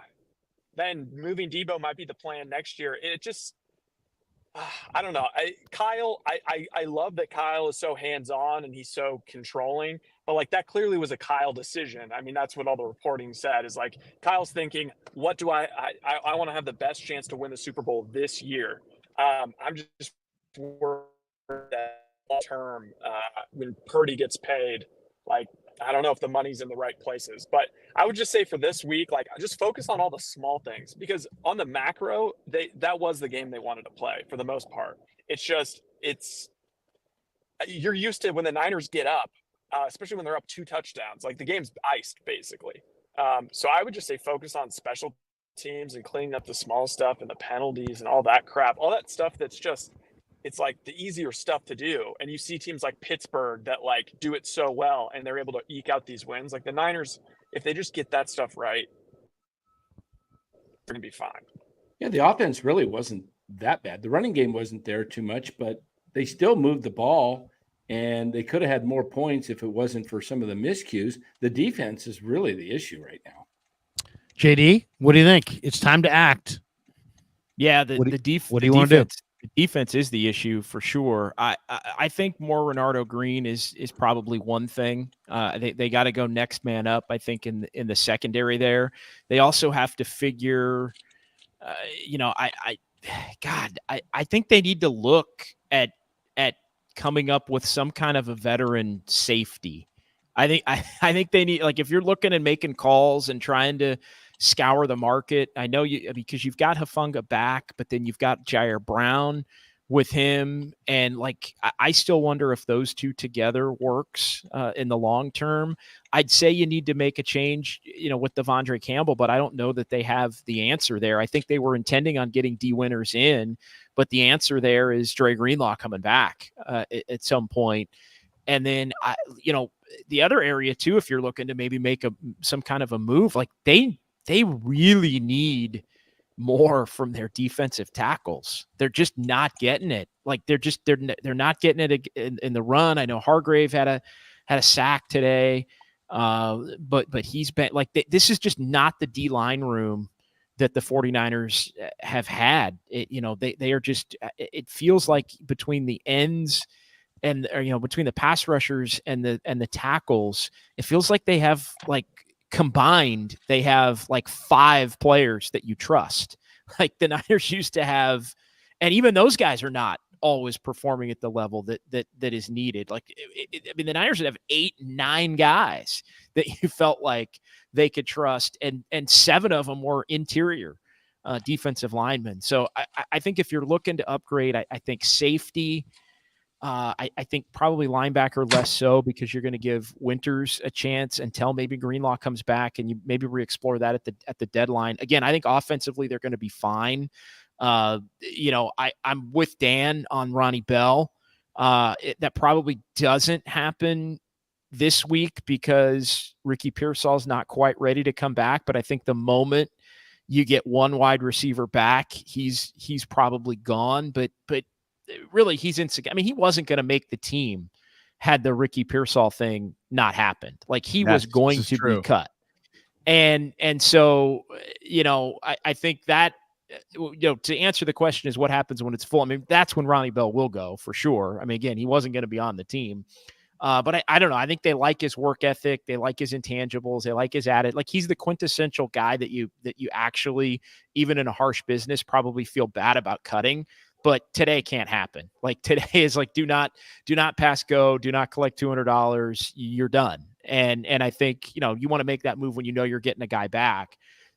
So I think that, and so I think offensively overall, they're going to be fine, but defensively there are areas at each level that really need to be shored up. And then the special teams, just clean it up. No more getting beat on fake punts, no more long returns, make your kicks, which hasn't been a problem until today. And again, it was a 55-yarder. So I'm not really coming down Jake Moody's road too hard on that, even though 55-yarders are made at a much higher rate now than ever before in the NFL. So clean it up. 2 very winnable, and I'm just going to say it, 2 games they should win the next 2 weeks. You should have won today, but on the any road game is losable. Like, I'm a believer that any road game in the NFL, no matter how good you are, no matter how bad the opposition is, any road game is losable.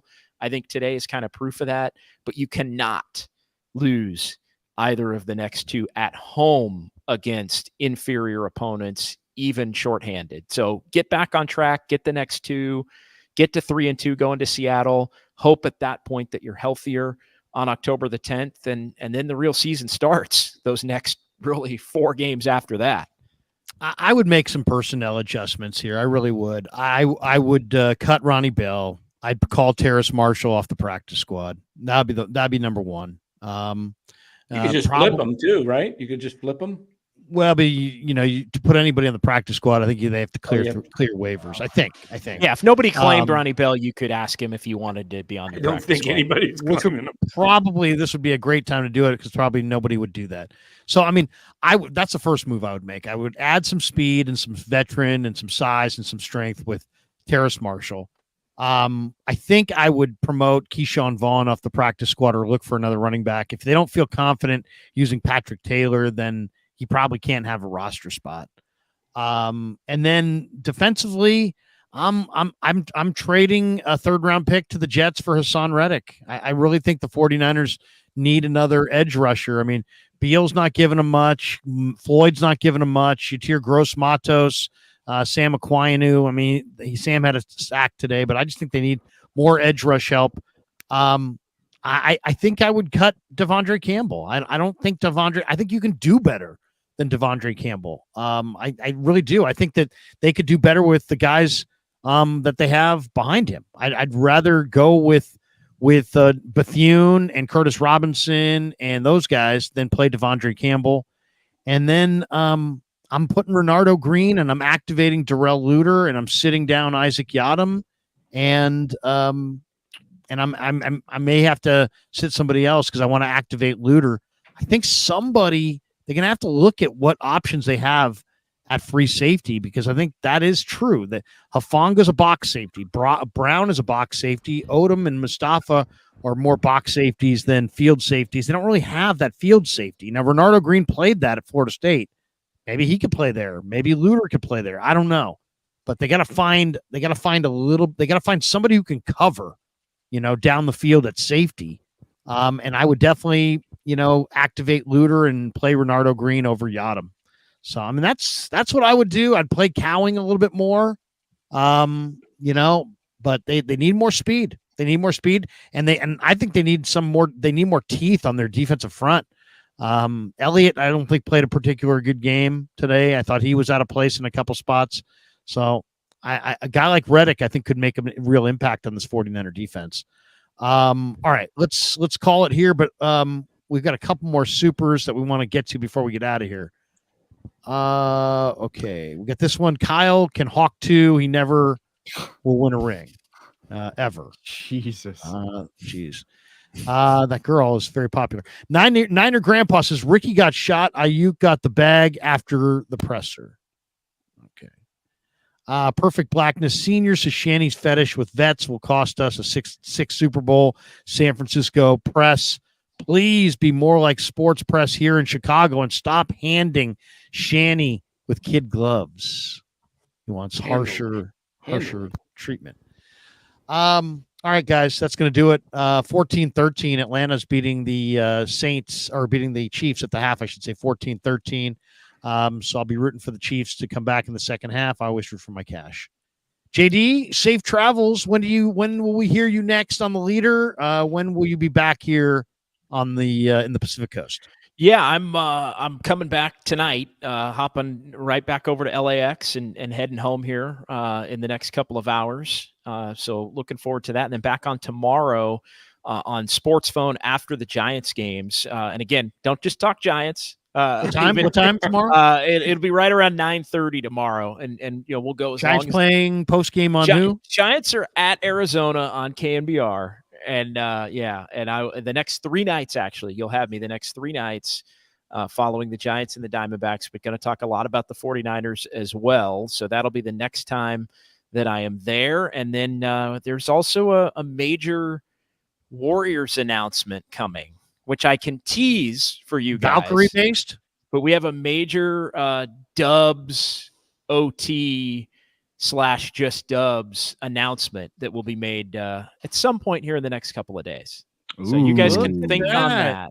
Look at that. Make sure you're listening to KNBR and listening to Niners Nightly and listening to Larry and watching the tease it. Is there anything you can do, like tease it, or Lucky Logger caps? There's hints and stuff. Is there anything that we can? I might have a little teaser tomorrow night. I don't know that I can tease it now without giving it away, but might have a little teaser tomorrow night. Dank says you had me at Giants. LOL. Yeah, wait a second. Woodpit 420 says a JD exclusive. It is Woodpit 420s. I appreciate Woodpit 420. He's a regular on the Dubs OT and Just Dubs show. So I love that. Warriors signed a radio contract with KNBR. That's not it. That's not it. That's not it. I will say that's not it. Draymond for Giannis. Wow, look at I love the people just instantly going there. No. Trying to figure it out. But yeah, no, it's pretty big time. McKivitz is the shot blocker that Joe seeks and needs. He's going to play center. And Draymond's going to be the new right tackle. The Warriors and Niners. Devondre Campbell goes to the Warriors for Draymond Green. The Niners finally have somebody who can block a field goal. Okay, there you go. Hey, safe travels to JD. JD, have a great one, man. Thanks for jumping in late. We appreciate you, and we'll see you tomorrow. And maybe we'll get you on Niners Nightly for a hit this week. Absolutely. We'll definitely figure out a night. Sounds good. Later, brother. See you, JD. Have a great JD. See you, JD. Rye, boots on the ground. What do you got planned for tonight? I mean, hot night in LA. You guys hitting all the hot spots? What are you going to do? Oh, no. You're back. You're back. I'm pretty washed up now. I'll probably just go to bed early and think about my own 3 fantasy day and 49ers loss. Yeah. Did we lose in fantasy as well? We won. All right. Rye, good to see you, brother. We'll talk to you soon. Later. There you go. The great Rye Smith. And then there were 3. Dan Cochimilio. Danny, of course, is the czar of at NorCal Sports Network. And he's killed off all of his partners, so he's a solo act now. I know. I've got co-host now. I've got co-host. I got Lou Marston joining me almost every night now. Do you really? Yeah, my good buddy from high school. Yeah, absolutely. Lou Marston and I are good buddies. He'll join us tonight again. Yeah. Good. Well, tell Lou I said hi. He's a big fan of yours. Danny, tell people if they want to join NorCal Sports Network, do a little plug for your channel. Yeah, guys. Appreciate it if you'd go over and subscribe to NorCal. All right, that's enough.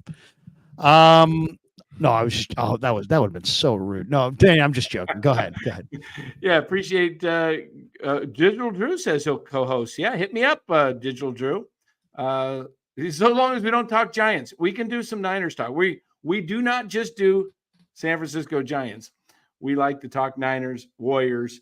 Definitely got to eat. Niners. I mean, your family's got to eat. Got to eat. Can't live on this Giants crap. So somebody's like, Larry, you're so rude. Thank you. I'm so. Danny's a buddy, of course. Hit us up at NorCal Sports Network. We're trying to grow the channel. We're up to about 2,200, almost 2,300 subs, and growing. We want to hit 2,500 here shortly. So if I don't know how many's in here, probably over 1,000. Try 4,000. 4,000. Wow. Everybody go. 3,500. There's 1,000. NorCal 1,000 on Sports YouTube, Network. but 2,200 on Twitter. Not NorCal live though. Sports That's over the Network. course of the entire stream. That's not live. And hit the subscribe button over there. I got to show you my fantasy baseball team, Larry. I just got to put that up there. I'm not sure if I'm ready for that yet. I'm not sure if I'm ready for that. Is that Are you going to put it up there? Oh, I did. I couldn't share. I tried to share it, but it wouldn't share. Okay. Oh well. Yeah, no, you can't share. Had a big day. You don't have share capability over here. Okay. Niner Grandpa says Niners want to come in and talk Niners. There you go. Yeah. So go over there to NorCal Sports. We do cover Niners. We're on the Niners a lot. Not like Larry is, of course. Larry's got the #1 show on YouTube. But you guys are talking Niners over there. So if people give Danny a follow and go over there and check out his stuff, and they do a lot of great stuff, and you'll do some baseball postseason stuff, I'm sure. Yeah, we'll be covering baseball postseason. Had some great guests recently. We've had Ned Colletti join. Dave Dravecki joined us recently from the Giants. Awesome. And Ron Rivera, Riverboat Ron Rivera was a guest. Go check that show out in the archives. That was a great interview with Ron Rivera. A lot of fun. Sounds good. Riverboat Ron, yeah. Danny, have a great day. We appreciate you. Right. Thanks. Appreciate you guys too. Talk to you later. There you go. The great Dan Coach Amelia. And then there was two. Kev, you got a final thought on this one, man? This is these loss, these streams after the loss are just so tough to take. 27-24. It's obviously there'll be a lot of bitching and complaining tomorrow on the radio, on YouTube, on everywhere else about everyone that wants a good follow on Twitter, hit me up on Twitter at Kevin Kruegs. I put out some good stuff on there. This was the one I just dropped right now. This is pretty interesting. Go ahead, read it. The 49ers had 6 drops. Brock Purdy had 8 incompletions. If you take out the drops, Brock Purdy was averaging 12.2 yards per pass at a 91.7% completion rate. So if Brock Purdy's in your mouth discussing this 49ers loss, I'm sorry, but you're just wrong. You're just wrong. I don't know how. There's no other way to say it other than you're wrong. Without the drops, he's completing 92%. Practically 92% on the road against the Rams. There you go. I mean, yeah, it's just keep that in mind. So I don't want to hear anything about Brock Purdy can't do it without his weapons. He did it. He did it today. It's not the reason they lost. If by chance you were walking down the street and someone said, "Hey man, Kev, I catch you on the Krug show. I got to go. I got 30 seconds. The Niners lost. Why the fuck did they lose?" What are you first saying to somebody you have 30 seconds to explain this to? Are you saying, you're not saying Brock? You're not saying Shanahan, are you? Are you saying special teams? Are you saying penalties? Are you saying drops? Are you saying nobody besides Juwan Jennings, who's a receiver, did shit? What are you saying exactly? What would be the #1 thing you would say? Yeah, Niners freaking lost. Here's if why. I had to pin it on one thing, I'd say one thing. I would say the defense collapsed in the last 4 drives of the game, allowing points on every single drive. I'd also add that the special teams failed you big time on the last drive of the game to set up a winning field goal. I'd say that Brock Purdy gave you a chance and his receivers failed him. I'd add all those three things in there, but I would first start with the defense just because you're going against a Rams team that is missing talent, just like you'd went against a team like the Minnesota Vikings that was missing talent, and they dinked and dunked, they threw crossers, they threw deep passes, and you just got beat fair and square on defensively by Matt Stafford and that Rams offense. And there's nothing really else to say other than you got beat defensively. Now, Brock Purdy played an excellent game and he was diming to his receivers practically every single time he dropped back. He pretty much every single time dimed his receivers. He gave you a chance to win. He set you up in field goal range to take the game-winning field goal, and you just didn't come through with it. So that's what I'd say. I'd say, you know what? They're a nightmare on the perimeter. They paid Ayuk a ton. They paid Debo a ton. They're both, Debo's hurt. Ayuk's ineffective. They have no speed at all on the perimeter on offense or defense. And the speed that they do have, guys like Renardo Green and Cowing, they've got some kind of pecking order or something I don't understand where, older guys get early looks, but whatever, it's week 3 and you're 1-2. So yeah, they're not fast enough on the perimeter offensively. They're not dynamic enough on the perimeter offensively or defensively. Their defense caved down the stretch, and their special teams is below average. And I would say that their new defensive coordinator is not impressive. There are two things I want to shout out before we end the show here. Yeah. One is we are doing a jersey giveaway courtesy of Better. We're going to give out a jersey to the first 100 people that sign up with Better using our link. The winner will get any jersey they want in their size. So we'll pick the winner, and then we'll email you and be like, what jersey do you want? What size are you? And we'll send you a jersey. So potentially a jersey coming your way if you sign up with Better. Very cool. This live stream is sponsored by Better, the official daily fantasy sponsor of the Krug Show, and you can use Better to make daily fantasy lineups and win real money. We've done it. Download the app below. Make sure you use the promo code Niners to get your first deposit matched up to $200. We did a Better lineup for today, and we almost won, but we didn't win because of Ayuk. Right? Is that pretty much it? Yeah, we had 3 lineups and we did not hit on them. We were really close to hitting on one, but we actually almost hit on 2. We needed Brandon Ayuk to get 74.5 yards. He only got 48, but we hit on Brock Purdy over rushing. We hit on Tutu Atwell over receiving. We hit on Juwan Jennings over receiving, but we didn't hit on Brandon Ayuk. And then another one, we missed on Brandon Ayuk, longest catch, 23.5 yards. He only had 12 as his longest catch, but we hit on Brock Purdy over passing. We hit on Jordan Mason, longest rush, and we hit on Kyron Williams over rushing yards. So we had some good lineups. Brandon Ayuk sold us today. The other thing I want to shout out, so obviously jersey giveaway, enter the jersey giveaway, much appreciated, supports the show. Other thing I want to say is if you like to listen to Treeman McCool Jackson says father and son gambling together is a beautiful thing, I think. Yeah. The other thing I want to shout out is if you prefer to listen to the podcast on audio, we have it on audio. So just go to whatever you listen on, Spotify, Amazon Music, or Apple Podcasts, and you can find the Krug Show and give us a rating. Give us a rating and leave us a review. It would really help us out. And that's all I got. That's all you got. By the way, Kansas City tonight benched Kingsley Sumateia, their left tackle. A lot of people were saying, "Oh, the Niners blew it."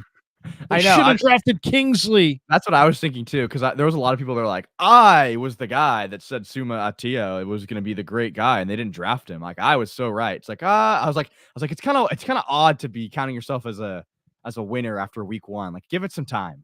Like this guy's super raw. I played for BYU. Like, I don't know. Exactly. Roy Peters, Ronnie Bell should never have made the team. Yeah, I'm sorry, Ronnie, but it's time to go. All right, that does it, and it's time for us to go. Thanks to Pig and a Pickle for being the title sponsor of the Krug Show. Go check them out. They're in Corte Madera. They're in Emeryville. They're open 7 days a week in both spots from 11 a.m. till 8 p.m. or until they run out. Pig and a Pickle. Go say hi to Damon. Go say hi to Mary. Get some brisket chili. Tell them the Krug sent you. Also, Sharp Corner Sports Cards and Collectibles, 205 Cypress Avenue in Pacific Grove, California, on the Monterey Peninsula. Call Anthony Catania at 831-521-5264. And, of course, Better, our good friends at Better, who sponsored this live stream. And we told you all about Better there at the end. So that is going to do it for us. These things was 2 hours, and we're at 2 hours and 18 minutes.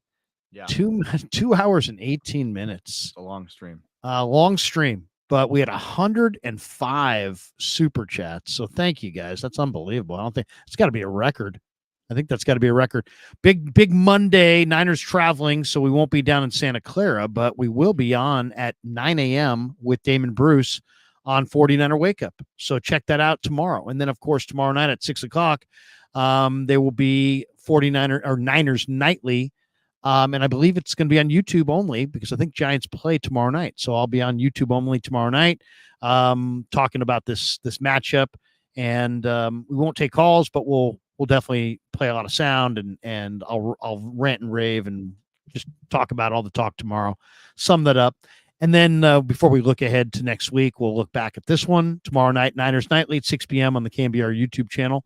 And then also tomorrow, I believe in the late afternoon, I don't know exactly what time, 2, 3, 4, somewhere in there, after Shanahan speaks, Grant Cohn and I will stream together on both of our channels. So look for that tomorrow afternoon as well. Kev, have a great night. Thanks to all of you guys. Thanks to everybody in the chat.